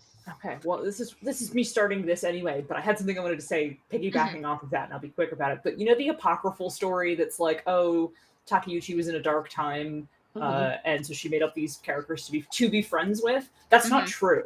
Right. The real thing she actually said was, these are based on my real friends. That they were based on the office ladies. She was a young professional, and she had great friendships with the people in her office, and these girls are based on that. And I've always thought the real story is actually much more moving than the made up one. Yep. It's the power of friendship feels authentic because it is. Yeah. That's beautiful. That's so much cooler than the sad story. The sad story feels a little hashtag relatable, but this is about her real friendship. This is about real feelings, not made up ones. You can have that too, I promise. Anyway, to answer the actual question, I love that we've actually got an implication of chaos here. Yes. But the Deke dub doesn't follow up on it. Nope. So it's just chaos, and you're like, "What? Say more." And it's say more about what? About what? Don't know. Yeah. Also, Doom Phantom mentioned. Yep, first time. The big bad mentioned. First mention. Big bad. Also, reconnecting the through line with the Spectre Sisters makes all that filler earlier actually mean something and become a little bit relevant in retrospect. It's true. Michi. Prism. Prism. Prism power. Prisma X Sapphire is so good. I know it would have been a repeat, but if Prisma had come to Sapphire and he had died in her arms, I would not have been mad. I wouldn't have been mad about it. Yeah. I wouldn't have been mad about it. Yeah, that would have been good. Yeah. Rizuki. But bringing the sisters back, I thought took us back to the beginning of the arc and how that all kind of started, which was great. I love the tie-in, and then Sapphire's concerns that have been growing throughout the season, throughout the arc. I was like, that's great. Now no one's listening to him the entire time, so I guess that's relevant to the plot too, because just no one listens to this poor man. Yep. So I thought those two things were really great in bringing us back while simultaneously moving us forward. Loved that. Also loved the chaos mention, even though we never get it again. Yep. But it was there. We heard it. Just heard it a little bit. Yep. Yeah. Taki. Yeah. Loved the parallels of Usagi specifically trying to crack the brainwash Eggy of Wicked Lady and Sapphire with Diamond, of this kind of being parallel processes and what it takes to break people out of things like that, right? There has to be some big earth-shattering, cannot possibly ignore or explain this away event to get people therapy hat on in real life. This is how this works. Also in Sailor Moon, they're doing a good with this. But also just I love it when we get parallel processes with the villains and our little Bambinos. Ripperoni Chaos mention. All right. Was it exciting and engaging, even if it wasn't relevant or high quality? Oh my god, I'm pounding my little fist on the table at the end of the second arc. Fuck so hard. I wrote down in all caps, it was a great episode, genuinely. Great episode. Rest in peace of Sapphire. Yeah, it's I know it's so different from the musicals and the manga and everything, but it's so good. And as a kid and now, I love the redemption arcs. I loved everyone except Mamoru in the 90s anime. And I loved Sapphire so much, and I wanted him to see that full redemption, and I didn't get it, and I was just so good. We have death, we have sadness, we have romance, we have everything. It's so good. Ducky. Goodbye, my beloved himbo. Okay. All right. Standout moment. I'm nominating the Spectre Sisters showing back up. That is peak. Really great. Second that. Yep. So my standout moment in this episode, the jacket falling off the hook at the moment when Sapphire died is choice. It is such strong visual storytelling. it makes your heart just kind of like you just sort of draw in your breath a little bit. It's so good. Michi. Sorry, there was a really funny comment that I had to say welcome to the stream. No problem. I just said the Spectre sisters coming in the clutch and saving Sapphire temporarily. I'm sorry. We even have hang gliders. I'm sorry. We do have hang gliders. Oh god, You got everything in this bad boy. we got everything. Oh wait, are we at favorite part or standout moment? I'm We're sorry. in standout moment. Yes. Okay, so I was right. For me, it was Sapphire and Prisma's conversation, but also Katsy calling Serena, because that was just like, oh, sister needs our help. I had no idea they were dating, but she needs our help. I don't know what's happening. I don't really care. I'm going to call the one person I know who can help. And that, I love it. It's just the sheer like the growth of the Spectre sisters over the course, because like they come in and you're rarely given villains that have like this is a large group of villains that all have like a familial relationships. This is 4 sisters, and yet specifically because, as usual, like nega politics, they don't support each other. They don't get along. They're always bringing each other down. They're not helping each other out. They hate helping each other out, in fact. And the way that they've been taken across the arcs of their purifications and their growth from that to being people whose greatest strength is that they rely upon their friends for help, they call upon and support their friends when they need help, is just so good. Like genuinely nominating the Spectre sisters for strongest characters in all of our. Yeah, they're just so good. It's yeah, that 100%. And I think that's the through line of like all of the villains through Sailor Moon, like writ large, right? Of like they don't help each other. They don't ask for help when they need it, and then they fall victim to their weaknesses, right? Like that is what the Senshi are able to exploit, is their isolation, and they do that through the power of love and friendship and asking for help when you need it, Brainy. Anyway, So Ducky, what was your standout moment? Wicked Lady's attacks, but also the conversation with Sapphire and the girlies where he's like, I don't trust you. And they're like, that's cool. We're here to help because our homie said you needed help. Like, get with the program or bust. Like, you don't have to trust us. You just gotta, like, not die, bro. Like, please. But yeah, no, that was like. All right. So, what's your favorite part? You're on mute. Monica, you're muted. Oh, fuck. This was hard because there's straight up not a bad part of this episode. All of it. My favorite moment is all of it. It's so good. This episode's so good. See, I had to kind of point out the funny part, the bro moment, when Tuxedo Mask was talking to Diamond like he just met him at the gym and is spotting him like a ton awake. Like, it's a bro moment. That analogy is so good. It really is. Like, bro, can you spot me? By the way, you're gonna die. Listen to me. Okay, help me out. No, I'm visualizing it now. I need this to happen. Anyway, thank you for this, Michi. You're welcome. Well, I had answered that I loved Jupiter and Mars's conversation with Sapphire, but now I really love the visual of Tuxedo Mask and Diamond and Sapphire. Everybody's just at the gym.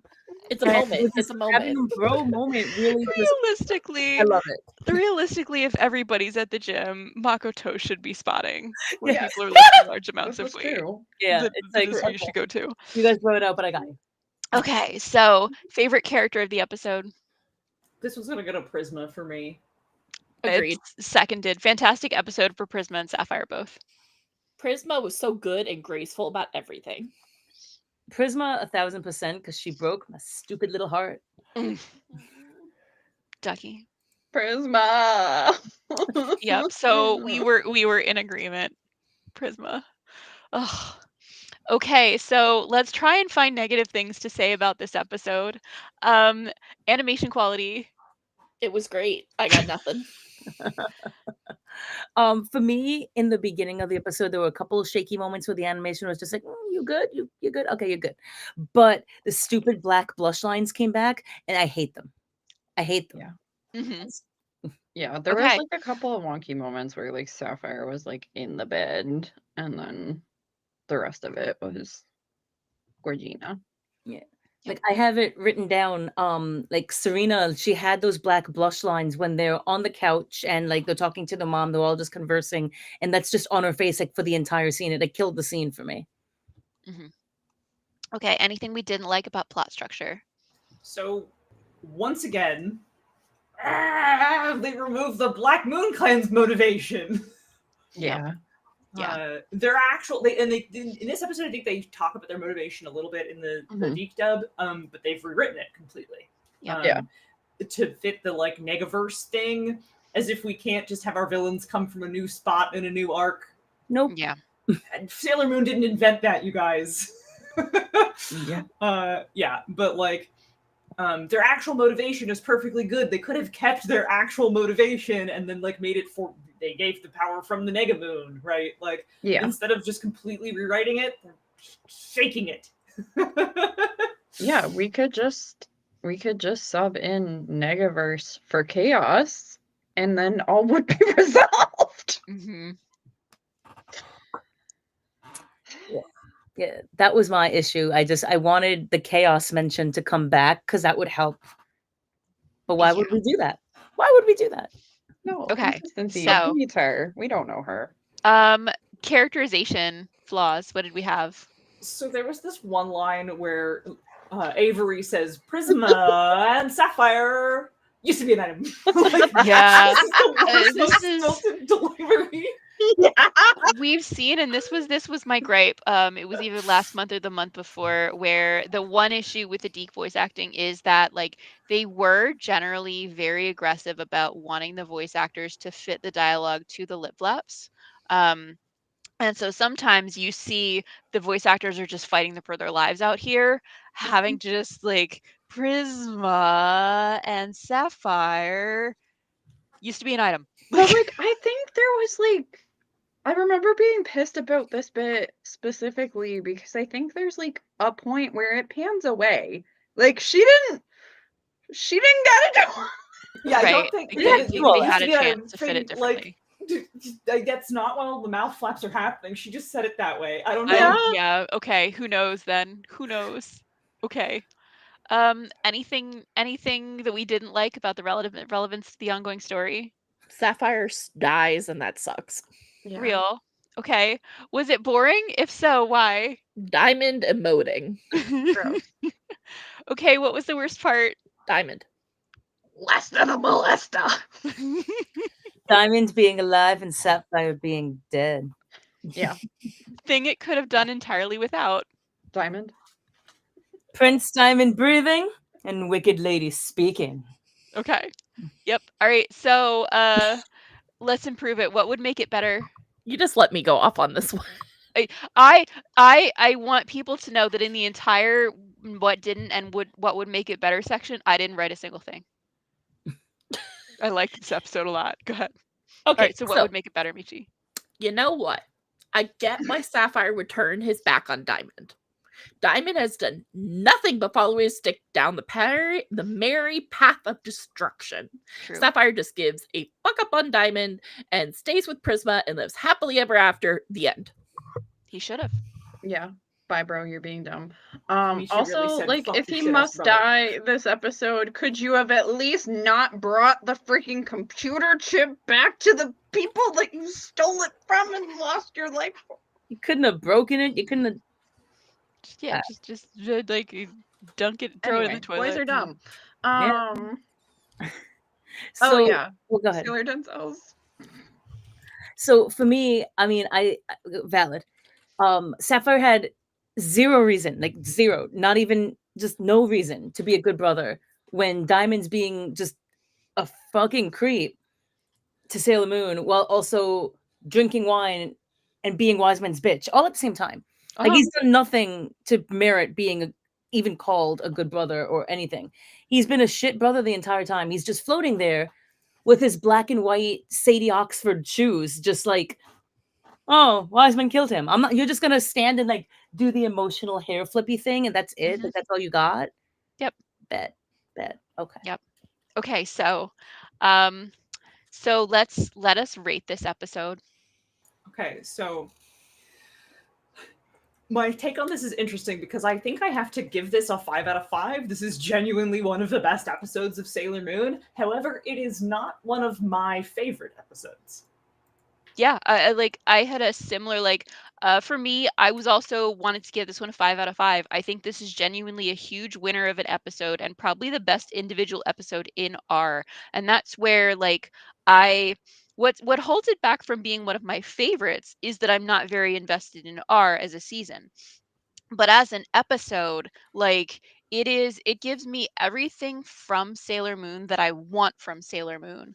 I cannot this episode for me couldn't have been too much better. So it's a 5 out of 5, even though it's not one of the ones that is closest to my heart. I think it's a solid 5 out of 5 for me. It's a good episode. It's dramatic. It has all the good stuff we like from Sailor Moon. Ducky. Yeah. 10 out of 10. I love this episode so much, and it encapsulates everything good about Sailor Moon. We've got the power of love, healing the villains, and having it pay off nicely.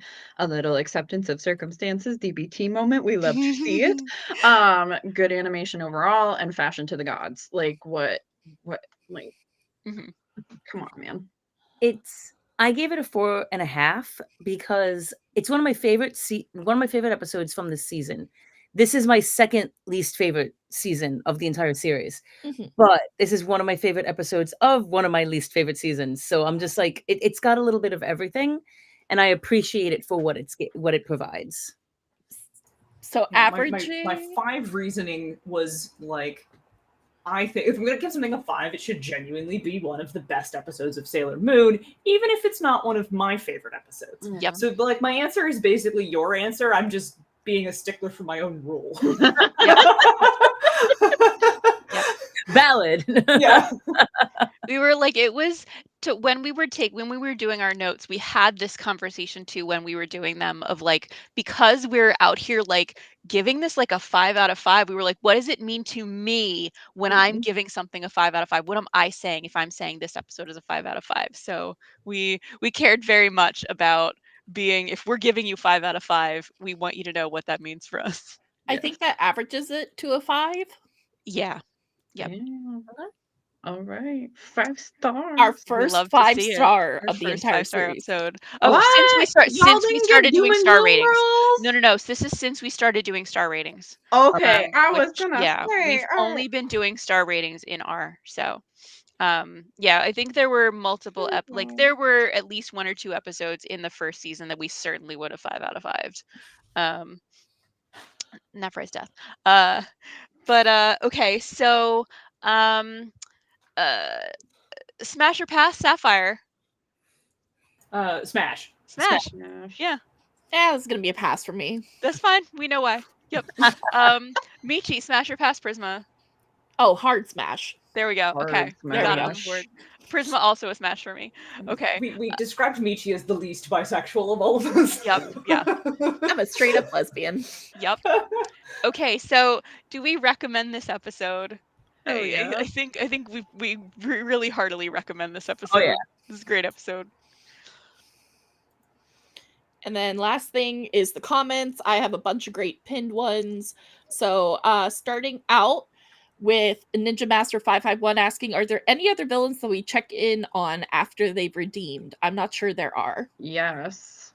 The Amazon Quartet. Yeah, I was gonna say only in the manga. Yeah. Okay. So otherwise, not really. And then Lady Chapel coming in saying Serena is going through turmoil over Rini is great for the plot. Yes. Totally agree. Well, And then also saying respect Mamoru to put his ego to the side to save your brother is more important. yeah. Yep. Agreed. Yep. And then Ura coming in saying Sapphire's death cry in Japanese dub is peak voice acting. Ooh. All right. All right. And then Lady Chapel asks us, do you love season 1 or season 2 of the English dub more? I'm assuming. Ooh. I'd say season 1. Season 1. Season 1. Season 1. That was hard. That was hard because I don't really like either of them. Well, sure. Yeah, But if yeah, you have to pick between the two.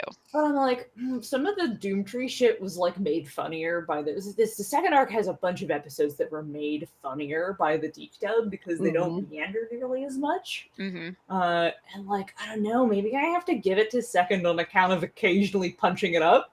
Okay, all right. I cannot be mad at that. Yeah. And I mean, the second season did include like Bob coming in with Alan's flute melody that is so iconic. Ugh. Let's see. Ura coming in saying Manga Sapphire is such a radically different character compared to this mini redemption arc they give him here. The 90s anime is truly officially licensed Sailor Moon fanfiction.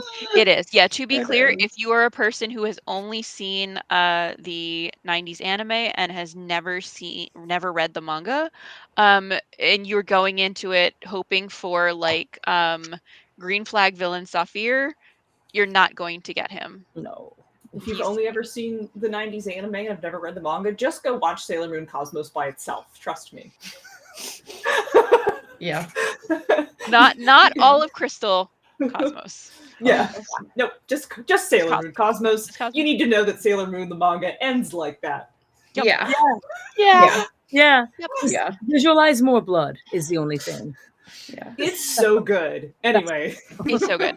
Okay, so amazingly, we are at 10:16 p.m. and we've still got a whole other episode to get Great through. job. Okay, I'm almost done with the comments. I only have Okay, 3 yep. more.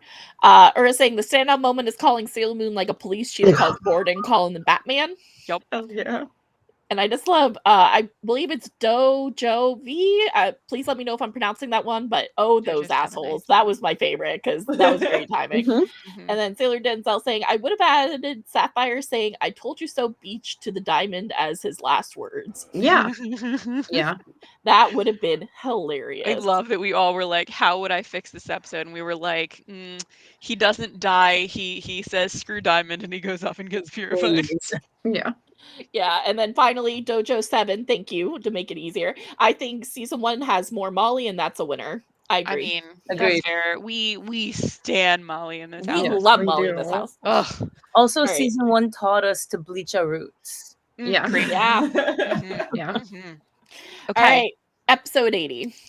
Diamond in the Rough, which is perfect title. That is a Mhm. perfect deep title. Flawless. No notes. The Japanese title, however, says This Ain't About Him, episode 87, Believing in Love in the Future, Usagi's Decision. I don't I even know. remember what her decision is in this episode, but okay. This ain't about him. This ain't about him. All right, Right, Michi, get into it. so Tuxedo Mask enters the Dark Crystal. I don't know why by himself, but he does. Molly has this most beautiful moment. Speaking of Molly, because we love Molly on this channel, Molly has this beautiful moment with Serena where she's like, hey, you okay? Like, are things thinking? Like, she has this really beautiful moment where she wants to know if Usagi is doing okay. And like she kind of hints like, hey, are you Sailor Moon? But like doesn't say like, hey, are you Sailor Moon? And Serena, not wanting her to get mixed up in it, is like, yeah, of course, everything's fine. Like, life is great. Gonna go home and play video games. But Molly's like, sure, okay. And then wishes her luck on whatever she has to do. And honestly, highly recommend watching the episode just for that moment, because that moment is a standout. Inside the Dark Crystal, Prince Diamond accuses Wise Man for disobeying a direct order by killing his brother. Wise Man says Sapphire was a traitor and he wanted to stop their plan, so he had to kill him to take over the world as revenge for their banishment to Nemesis. The group transformation, just kill that animation. They enter the Dark Crystal. Sailor Moon falls down a trapdoor and ends up with Diamond. I mean, like literally falls down a trapdoor straight into hell. Diamond tries to hypnotize her into loving him again, but she keeps saying Darian's name instead. The power does not work. Sailor Moon convinces Diamond that Sapphire was telling the truth the whole time. He listens for the first time in his goddamn life, and it's only because it is coming from Usagi. Mhm. Ugh. So Wise Man appears and tries to convince him otherwise. Diamond refuses to listen to him, and Wise Man says he is disposable. Diamond fights him, wanting to avenge Sapphire and Emerald in a beam fight. Wise Man said he will destroy everything in the name of Doom Phantom, and then directly attacks a dark spear at Sailor Moon. Diamond jumps in front of her and is impaled by the attack. However, Diamond shoots an energy blast at Wise Man, shattering him into pieces and leaving an empty cloak. Diamond dies in Sailor Moon's arms, saying he would have liked to find more out about Earth and start over now that he realizes he was wrong. Wise Man pulls himself back together and tries to trick Sailor Moon with the illusion of Tuxedo Mask, but she doesn't fall for it. Tuxedo Mask arrives, attacks Wise Man, who goes to the Dark Gate to open it and destroy Earth. Tuxedo Mask knows where the Dark Gate is and leads the scout to it at the top of the Dark Crystal, where they encounter Wicked Lady. Mm-hmm. And that's the episode. All right, so let's do some positives. What worked for the animation quality? I fucking love it in an anime when like something is very actively destroying Tokyo right now, and we get to see it looming on the horizon. There's like a pan out, and you see the city, and then the thing that's eating it. You know, Mhm. A peak anime experience. It's one of those things that just makes me like actively be like, yes, I'm watching anime right now. Yeah. Yep, my animation love here was I love there's like these occasional lightning flashes that reveal the skull inside of Wise Man's cloak. Perfect. It's so good. Yeah, Three different people. I was just coming here to say this. Yeah, that's like that being so freaky and a repeat theme through the episode makes me like this episode. Yep. Agreed. It was just creepy, but in such a good way. Mm-hmm. Oh, yeah. This is a backgrounds in this episode appreciation zone. Holy shit, the backgrounds in this episode. Mm-hmm. Yes, like this is like when I think Sailor Moon Tokyo skyline, this episode is what I like. This also we love a Sailor teleport animation.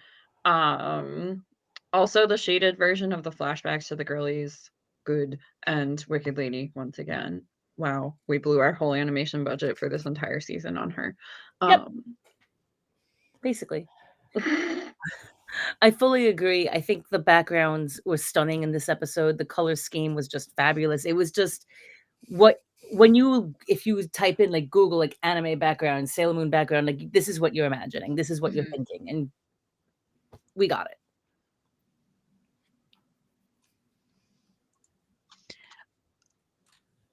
Oh yeah, it's me. Yep. Yeah, Wise Man like disintegrates and then reforms, and it's creepy as shit. It's so good. All right, plot structure. What did we like? It's finale time, kids. Wise Man knows Wicked Lady has a praise kink. So spicy writing these notes. Yup. You sure are. Yeah, I think I've brought this up in episodes before, but like a full teen transformation, I think should always mean something. There's like a couple episodes where it's just used to occupy 3 minutes, and you can tell it's just used to occupy 3 minutes. But otherwise, if we're gonna spend, it's not 3 minutes, it's like 90 seconds. But if we're gonna spend those 90 seconds on this thing that's gonna take up a bunch of real estate in our episode, like it should mean something. We should be moved by the fact that we're watching this filler this time.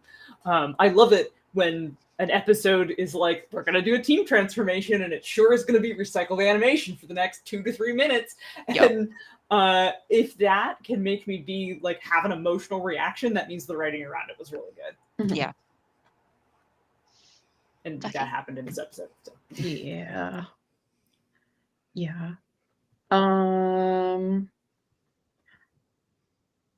Wow. Tuxedo, like this is my haterade section because It's okay. You can be a hater. We'll just pretend that this was in the negative section. about the That's plot fine. structure That's fine. aside from yay, we're in the end game. So I will be like, wow, Tuxedo Comment did a useful kind of, except he beefed it again. He tried. Yep. Okay. Rizuki. It was short and sweet for me. I appreciate that Tuxedo Mask made an attempt. We are always trying to give this man a gold star. I just want him. You can do it, sweetie. You got it, sweetie. But there weren't any filler parts. We were chugging along to the end, and it shows. So there wasn't any part of it that dragged or anything. It all added to the plot. Yeah, as I also said, it continued to move the ending plot forward successfully. Like it's fine for what it is. Okay, so characterization. Let's have some positives. We had more positives to say here. Yes. Naru, my sweet, sweet angel baby. I love the gotta keep my secret identity secret moment. Because for Sagi, like this is the first time that she's like felt loss at being a Senshi in terms of like not being able to be 100% honest with her normie friend. Whereas like the rest of the girls like did not have friends and now they have friends because Senshi.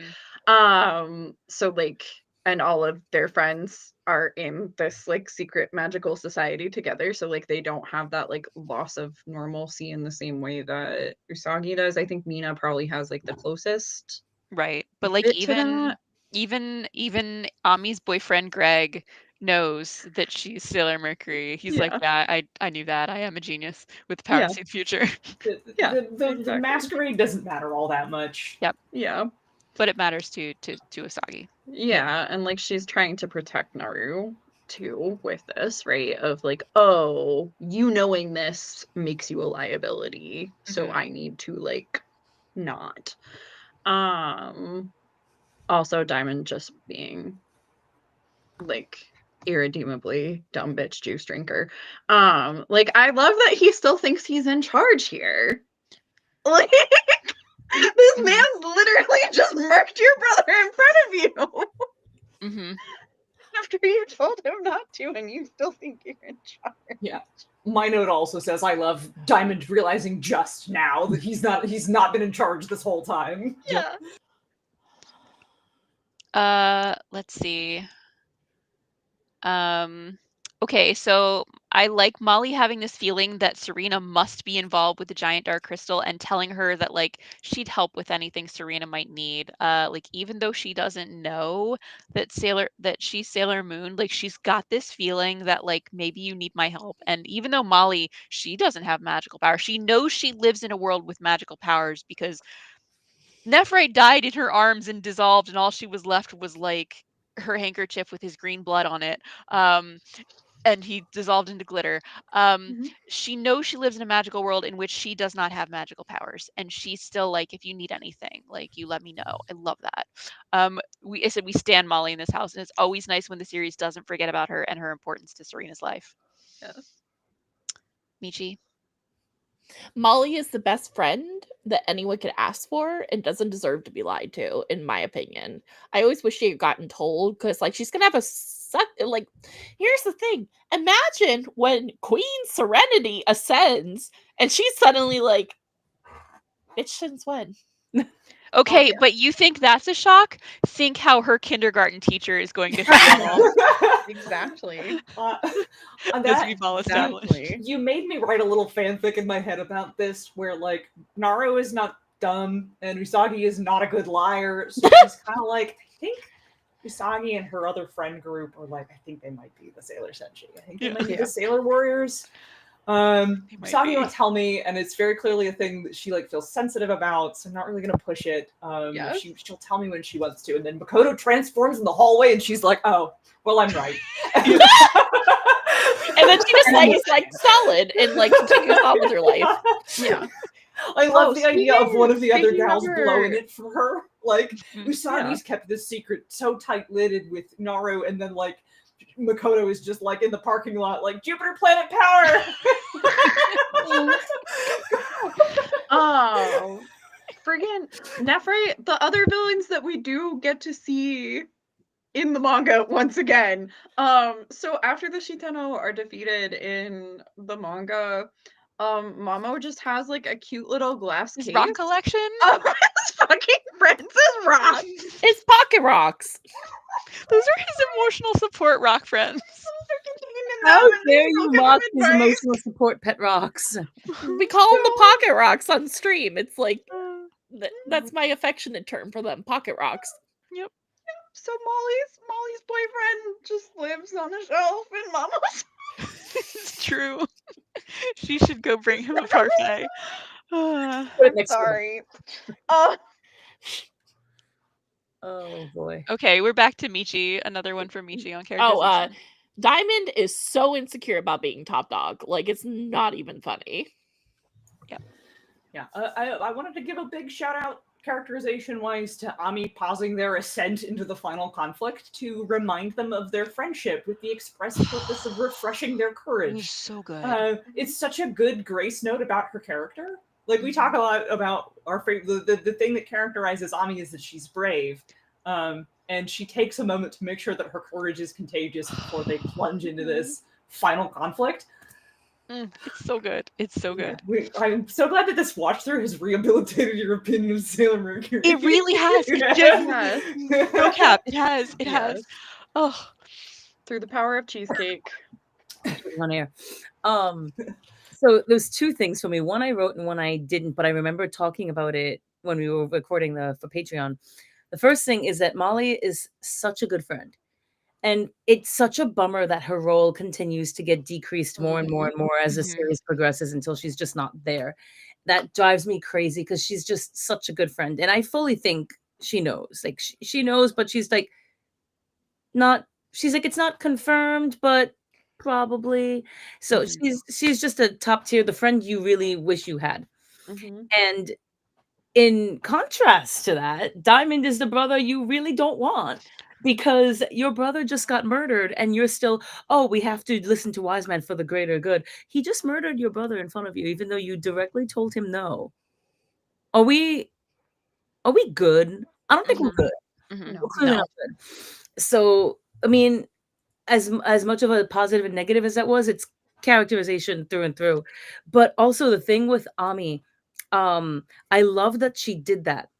Because, and I distinctly remember having this conversation, in the first season, they go to their final battle. They technically don't come back. They die. They don't just die. They brutally die. Yeah. And so they must have been like, okay, we're going to transform. And she's like, wait, hold on, time out. The last time we did this, we died. So can we just have a moment to reflect? taking into consideration that we might again be about to die? Yeah. So I think that brings it back full circle to the first season, also showcases how much Ami loves them and how, yes, she's this brave character. She's Sailor Mercury. She's a smart one. She's this, she's that. But at the end of the day, she's still a 14, 15-year-old teenage girl that's potentially about to die again. Yeah. And just wants to talk and have cheesecake with the girls. Yeah. Yeah. Okay, so a positive characterization point from me. I love every time that Wise Man like immediately monologues to himself about killing someone within 1 second of that person leaving the room. Like they've just left the room and he's like, I can't wait to kill Diamond. He's so useless. He may be a faceless avatar of chaos and a living evil planet, but he's clearly also kind of lonely with no one to cackle to. Yeah. He should have kept Emerald around just for that. They could just have a nice little kiki. They could. Chaos figures this out for the next arc. It's so true. Yes. So my other one is Diamond is such a consistently garbage sleaze man. Like I hate it, but it really is so successful at making him hateable. He sticks to his sleazy guns. Yeah, we're gonna get a tiny little bit of redemption for Diamond as a treat. An undeserved treat. He has in no way earned it. Also, you just really made me realize that, like, literally after every manifestation of chaos after this has a little buddy to monologue to. Yeah. Yeah. Yeah. The chaos is learning. Yeah. Okay, so I think Beryl was Metalia's little buddy to monologue to, by the way. Yeah. Sorta. Yeah, I guess. Yeah. I guess they're great ruler. I guess they're like Right. There didn't seem to be too much communication going on. Yeah, Metalia mostly just sat back and was like. Made some rumble sounds. Yeah. Okay. So, relevance to the ongoing story. This is part of the finale, so you know it's relevant. Yeah. There's no filler. It's the train is on full speed. Yeah, we're in the end game at this point. This is the Acela Express. I like that the transformation was in recruitment order. Yes, that was such a nice little choice. Little touch. Yeah. Also, Doom Phantom mentioned again. Also, there was a callback to the Dark Gate. You know, the thing Emerald failed to open. Yep. Oh If yeah. only she'd had more statuettes of herself. Yep. If only. Yeah. Ducky. Rip Diamond. Bye, you bitch asshole. That is so Okay. relevant. Goodbye, sir. Was Get it out the exciting way and so we can engaging, go fight the big bad. even if it wasn't relevant or high quality? I mean, I don't know how many times I can say I love the end of the second arc. Yeah. Overall, it's definitely relevant. There's nothing extra. There's nothing needless. It's just it gets through. He's like, here's everything we need. Okay, carry on. Yeah, it was definitely a relevant episode. I mean, it's engaging more or less. Ducky. Wicked lady. Sighting. Anyway. Okay, standout moment. There was a big peal of thunder. Sorry. No problem. I didn't hear But you can. it. Oh, it's still going. I still can't hear it. Can't hear it. Wow. Yeah. It's No, still but going. that's perfect for your Yeah. commentary. So. Yeah, but man, I gotta give this one to the flickering skull and the ominous thunder still rolling through the background here. Nice. I'm a big fan of the group transformation. I'm a sucker for Bob being Bob. I love any instance of either Sailor Planet Power or Sailor Teleport. I was so hopeful that Mama was gonna do a useful. I love that for you. I was Your so optimism, hopeful. like, you just My little heart was well springs. Bless your heart. For me, it was a group transformation and the pep talk interrupting the group transformation, and then back to the group transformation. That whole part was just great. Yeah, so speaking of that, favorite part, I really liked Amy stopping them before they went to the Dark Crystal to just take a moment to say how much she wants to eat cheesecake with them all again. I love heartwarming moments where like they reinforce their humanity and their friendship, because that is at the heart, especially of the 90s anime. Yeah, that was one of mine, as well as Molly talking to Serena. Those two were just, it showcases how like Serena's two friend groups, like her original friend group from junior high and now her Sailor Senshi friend group, and like how close they are and like how important they are to each other. Even if all we have now is just Umino kind of and Molly. I'm sorry, Melvin and Molly, but like it's just Yeah. the importance of the friendships is just so perfect. Second. Yeah. Yep. Ducky is thirding that one. Cheesecake. All right, so favorite character of the episode. Fuck And the why is it protagonist. Molly? I'm giving this one to Wise Man. He steals the show. He's so spooky and creepy and menacing. It's great. I love it. Okay. Molly went out of her way to look for Serena because she was so worried about her. Molly is a real one. I love her. Molly! Wally. We love a Molly in this house. We do. We love her. She Oh was my just God. worried about Serena. Oh my God, Serena. All right. So, what didn't work? Animation quality. The Taiki foreheads are back. Poor Taiki catching strays, even in a season that is like 3 seasons away from the one Taiki is in. Listen, you might be a 12-year-old child on another planet, but your forehead. But your forehead looks familiar. I've seen that forehead before. Seen it. My note was, for some reason, despite being such a major episode, this was not one of the better animation teams. It was just kind of uggo throughout. Yeah, it was okay, I guess. We got some good Sailor Moon tears, which That's true. yeah. Okay, Yeah. what weren't we feeling about the plot structure? Did they have to step in? Like, the episode trajectory was kind of already doing its thing. It's true. My quibble was, why did they let Tuxedo Mask be the vanguard of the infiltration of the Dark Crystal? He's a huge weakling. I fully agreed with that because I'm like, you, the only one here with no powers. You're gonna send him. Didn't we have this conversation 2 episodes ago? I fully like. You just didn't want to write about him. You didn't want to think about him for 15 minutes while this man is hang gliding to the Dark Crystal. I'm assuming he's doing. Because I can't. No, That we was left friggin' the hang Damien's glider hang glider. behind We in the left it future. apart in the future. No, he needs it. But also, I don't remember who said it, but somebody is like, we haven't heard from Tuxedo Mask since he got inside the Dark Crystal. Okay, first of all, I'm glad you remember that he's a thing. Second, how do you know that he got in the Dark Crystal? Do you see him? Yeah, He he messaged also. you?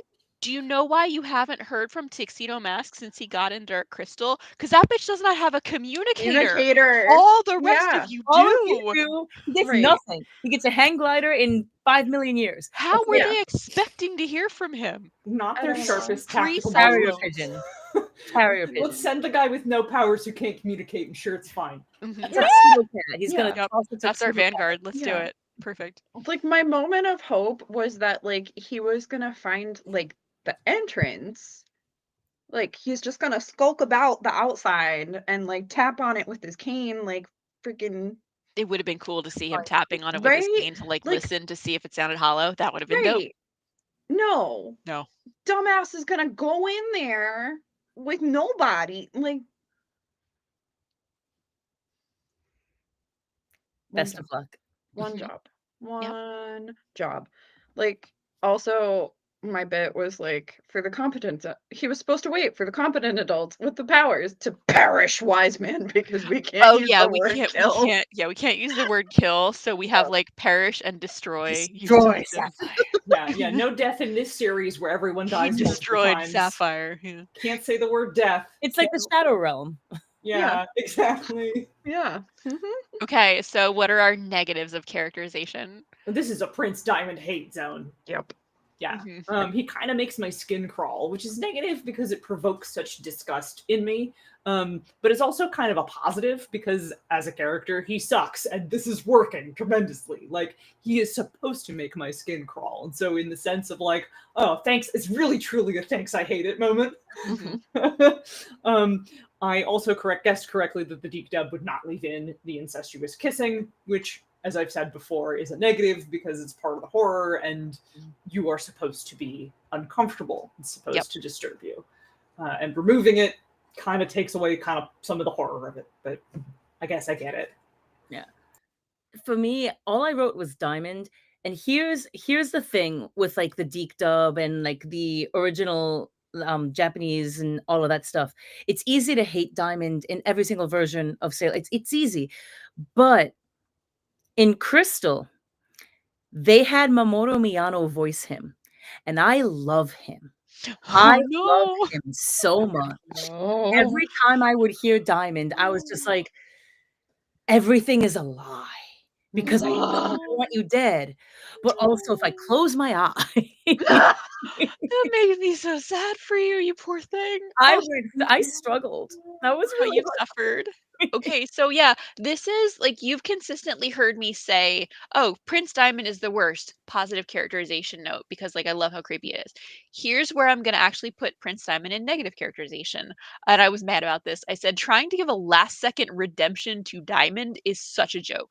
Like you know me, I love a Sailor Moon redemption, but this man was trying to brainwash and assault a woman right up until the final minutes when an even bigger shitbag showed up to zap him to death. And then all of a sudden it's, "Oh, I just wanted the people of my planet to see flowers. And I lied. I really do love you."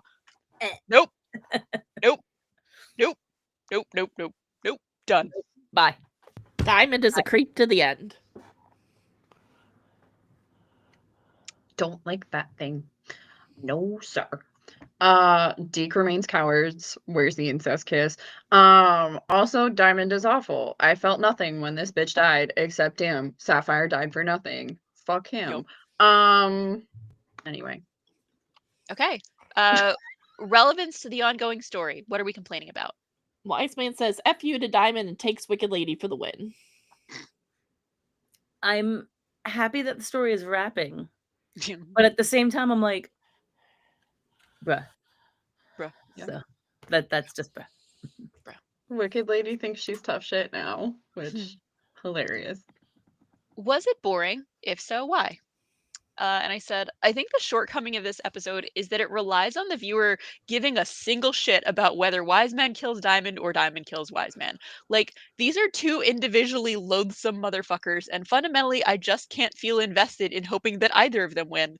I feel more of a sense of investment in the outcome of watching Jelly's marble racing, and the competitors in that are literally marbles. Really. Okay, sidebar. I always cheer for the yellow marble, but anyway. Oh my god, I love that for you. I love that for you. I'm Haze Amaze. I am a Hazers fan. So my notes were it wasn't boring. It was just because okay, Diamond's dead. Great, fabulous. Am I supposed to care? I don't. I'm not invested. I don't feel anything. I'm just like, great, okay, he's dead. Move on. I just feel like it dragged, and we don't always need to redeem everyone. Going back to your point, like how we tried to suddenly redeem this man who's been creepy and evil and wrong this entire time, but in the last second, right before he like we're gonna redeem him, while he literally just tried to SAU again, 35 seconds before. No, goodbye, fuera basura. No. The right to do. So true. 1-800 whole man disposal service. Yes, the whole man. The whole entirety. Okay, what was our worst part? Did you say get in the trash in Spanish, or am I? Nope. Okay. I did. Sure did. I mean, Thank you for I was like, translating. I think that's what she said, but maybe I That is misheard. hilarious. Okay. I have love you. multiple languages. Okay. Rizuki can trash talk in 2 languages. Yeah. All right, so what's our worst part? Diamond being a creep and a blockhead. Okay. This wasn't my worst part. There's a scene in which Sailor Moon remembers Tuxedo Mask saying, "You're the best, Sailor Moon." A thing which I 1000% guarantee he has never once said to her. Maybe Moonlight Night. Yeah, Moonlight Moonlight Night. Night. Moonlight Absolutely. Night. We're not Patras. Absolutely. Moonlight Night. Truly the best of him. My issue was Diamond, don't go. Sailor Moon, you cry for me. Dies. I don't care. I don't Backslash vom. Yeah. Okay. Also, Diamond doing like upside down bit for no reason. Like, who the fuck do you think you are, Wise Man? Get out. Get out. Right. Get Nope. out. Okay, thing it could have done entirely without. Diamond redemption arc. Girl, bye. You just tried to do the same shit. Like, if this fucker had lived, y'all know he would have been like, "Ooh, Sailor Moon, I took 2 whole big bad laser beams for you. Doesn't that prove I'm a nice guy? Don't you think I deserve another chance?" So real. So true. Like, fuck him! But don't actually, because he's horrible. Belongs in the do not. trash. Anyway. like a part of me gets why they did it. It's like, oh, Sailor Moon always sees the good in people. That's her pure heart. That's her power of love. Shut the fuck up. There's no love here. Just shut the fuck up. That was just so unnecessary. Yep, nope. My thing I could have done entirely without, I wrote Diamond Redemption. Abso-fucking-lutely not. And I seconded that as no. Okay, what would make it better? How about a little bit of retribution before death? Like, he's never learned a damn thing. He would be a creep if he lived, so, like, kind of happily ever after. For me, if they got rid of that entire redemption attempt, just don't even bother, don't even waste your time, and instead replace it with a scene earlier where we actually see Tuxedo Mask doing something, like whether he's tapping, looking for like a hollow spot in the dark crystal, or looking for the entrance, or hang gliding in. I don't know. Just whatever he did, I would have liked to have seen it. My fix was I don't feel like Tuxedo Mask going ahead to infiltrate the Dark Crystal makes any sense. Like, no way they'd let him do that. I think instead maybe they split up at the beginning because he's, quote, following Rini to try and talk some sense into her, while the squad are supposed to be trying to find a way into the crystal. Tux, while following Wicked Lady, gets sucked into the Dark Crystal, and that's why he's there. I also would just get rid of Diamond's little redemption moment where he dies in Sailor Moon's arms and just have him be a shitbag who dies unceremoniously. It's not like the squad ever mourned Rubius or Emerald, so like why should they be sad about Diamond? Yeah. No. Like if they had split it across 2 episodes, not that I want Diamond to live for any additional time, and cut to like Tuxedo following Rini and getting captured by Wise Man, jump cut to the girlies teleporting, Diamond flashing back to Wise Man grooming, then initial interaction with Usagi, then back to Mamo, then having him take a bullet for her. Maybe I'd still be like, ew girl, hit him with a car, but like maybe a little bit less from him to like jump from gaslight asshat to like ooh woo the flowers. And then Usagi giving him the good animated tears. Like, no. Also, we need a Sailor Moon says about bad boyfriends. Thank you. So real. So real. Missed opportunity. Okay, so our last episode of the night. Let's rate this one. Ooh, I'm the gonna- ratings are all over the place. I'm We gonna really give this are. one a 3.5 out of 5. It's not nearly as solid as the other ones. It's still pretty good. I didn't hate this. In fact, I kind of liked it. I gave it a 2.5 out of 5. I don't love it. I don't hate it. It exists. Yep. For me, my rating, I said I could get behind a 3.5 out of 5, mostly for Molly and the cheesecake scene, and for moving the endgame plot forward. Diamond makes me gag, parentheses, not in a good way. 2.5 out of 5. It was mid, and Diamond deserved worse. Yeah. I can't do math. 2.5 out of 5 for me. I give it a 0.5 for Molly, 0.5 for Cheesecake and No Fat Phobia, a rarity for the Deke dub. 0.5 for Diamond finally being gone from this world, and 1 for like, yay, endgame. Okay. It sounds like we're landing on basically a 3 here. A 3? Is that what we're going to go with? It looks like Yeah. it. Okay. I couldn't tell what it was going to We be. have 2 3.5s and 3 2.5s, so All right. So we all Three. agree. We all feel good about a 3. Yeah. Okay, making the graphic. Sorry. I was like harsh on this one because Diamond existed for too much of it. So okay, for the sake of Valid. it. Oh my god, yes. For the sake of it, Diamond, smash or pass. pass the farthest pass in the Atlantic Ocean. Throw his ass in the ocean. If I had to do a like would this be a farther, like I think for me Rubius is a farther pass, but like they are both in the distance beyond the horizon. That is how far I have passed on them. It's just that I'm like, oh, Rubius is just the worst though. Like yeah. he seduced women and then like tried to get them to commit like, you know, kamikaze suicide. Yeah. I regret to inform you all that I kind of find him hot. I mean, visually, Yeah, like if visually, we're going on sure. looks alone. Yeah, on Sure, looks alone. yeah, like, looks alone. I'm gonna pass, but only just barely, and that's because his personality is the deal breaker. Like, Yeah. I like. No. I'm with you. I'm fully with you. I totally understand. I totally get it. yeah.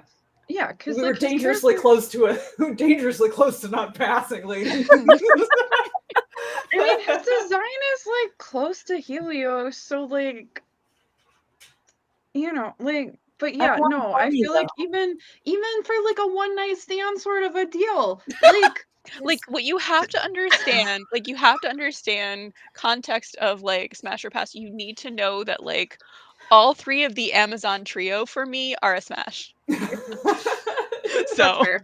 That's so fair. There's also a little bit of personal feelings being conflated up in here because I had a friend who cosplayed as him and it was stunning. So Yeah. like that's coloring it a little bit. I Yeah. so get that. I so get that. Totally Right, but like his understood. personality is just so fucking heinous that it would just Oh yeah, like, yeah. That's why it's Yeah. a pass. Yeah. I also gotta say though, his Deke voice is so good. Oh, Yeah, his it deep is. voice is extremely sexy. his deep like, voice like Mhm. cannot be faulted in any way. Oh, Yeah. it's so perfect. Yeah, it's like you listen, your fashion sense is 10 out of 10. You clearly spend time in front of the mirror. I appreciate it. I appreciate that the mirror and you are buddies. I appreciate that you like easy breezy, beautiful cover girl. I appreciate it. Never speak, never do anything. Oh, maybe Yeah, it's a smash until he opens his mouth. yeah, like, maybe say Yeah. the sentences I personally write for you. But aside from that, nah, it's a no Yeah. from me. When you literally picked up your future script. Here you go, buddy. All right. And just so you know, like we will be saving Smash or Pass on Wise Man for the finale. So Yeah. God bless America. great. But do we recommend this episode? Yeah. Yeah. Yeah, Dragon like, dies. we have to. That's very Again, satisfying. we're in the end game. Yeah. All right. And then comments. We have so many to There's go so Oh my over many. god, this y'all so popped many. off. our comments has been so good. Lady Chapel coming in saying Molly is checking in on her friend is a mood. Everyone has a Molly friend. We should all be Yeah. so lucky as to have a Molly friend. Ugh. Hell Yes. yeah. And then coming in saying, I don't think Diamond deserve a redemption arc. He's so much more interesting when he's purely evil and irredeemable. Preach. Absolutely. Yup. Yeah. And then Ninja Master 551 coming in saying, what got me into anime was the fact that it felt like there were actual stakes and status quo disruption, something you rarely get in American cartoons. Yep. Yeah. Yeah, and then Dojo 7 says, love when they show Tokyo skyline across different animes. Just imagine all this bad shit happening at once across 4 different animes. Mhm. And then Dojo 7 also saying, Tuxedo Mask, believe in Believe yourself. in yourself. Yup. So funny. And then Ura just gave us really cute lore that this episode is one from their childhood that is burned into the memories for some reason. I have distinct memory of Serena telling Diamond that no matter what, he'll never control her heart. But until Friday, when I did my Patreon watch along, I thought that happened when she was kidnapped 3 episodes ago. Thank you all for helping me put a core memory in the correct episode. Yay. Yay. That's awesome. And then I also said, also said, I love how in Japanese, Naru is praying to God to keep Usagi safe on what she's doing. Baby girl. Ugh, the best. Wise Man's like, sweetie, you're just a supervisor. Yup. Sweetie, you are the powerless figurehead. Yep. And then Ura saying, if we want a Naru who's in the loop, we want PGSM. Yeah. Yep. And then also saying, what is y'all's favorite iteration of the transformation phrase? Blank power, star power, planet power, or crystal power? Planet power. Yeah, I mean, if we're going with the Japanese versions, I think Planet Power because it feels the most on point. If we're including like Deke versions, I don't know. I do really love like Cosmic Moon Power. Yeah. That's fair. Anyone else? I think I'm gonna go with Planet Power as well, just because for me, my first iteration of that was when I went from these episodes that we're talking about now to stars in Japanese and confused the shit out of myself.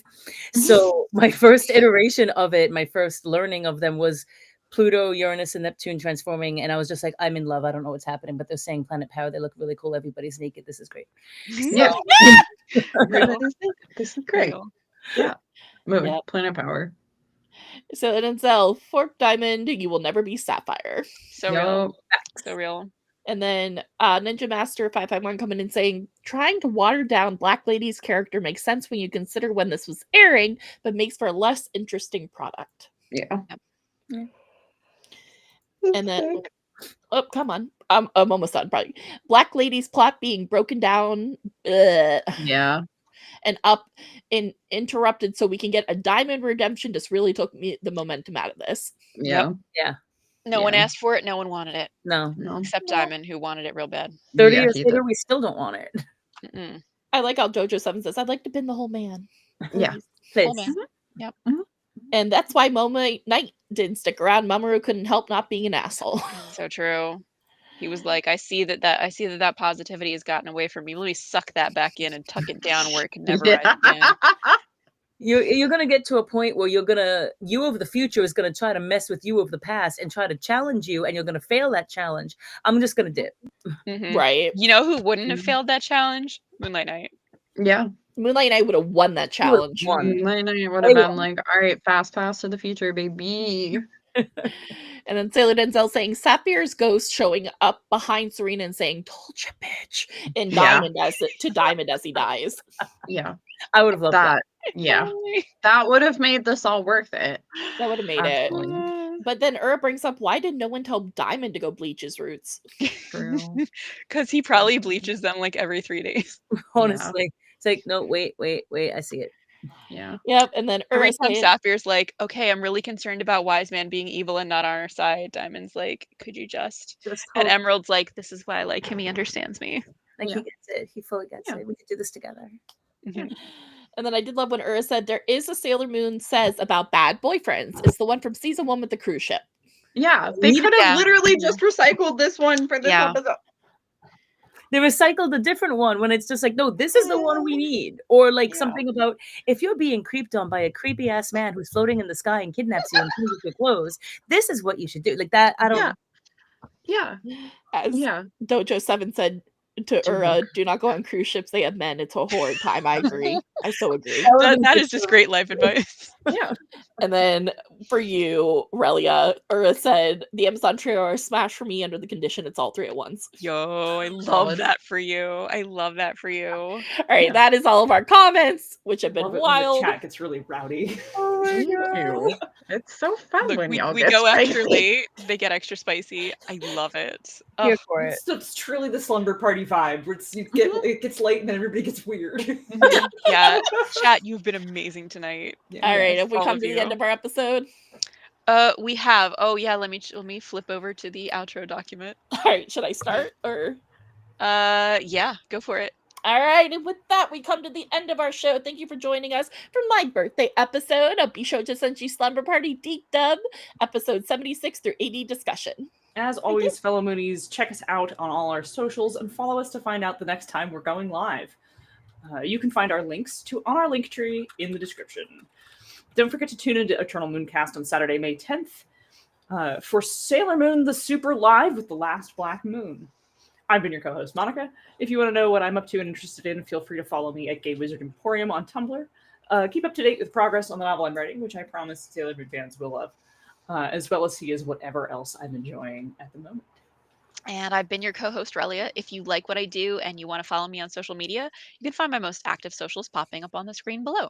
If you want to follow my cosplay adventures, you can find me on Instagram at Relia Lacadamon, or if you want to follow my artwork, I'm on Tumblr at Art Crystals and on Blue Sky as Relia. Thanks as always for supporting the show, and join us for our next slumber party in June.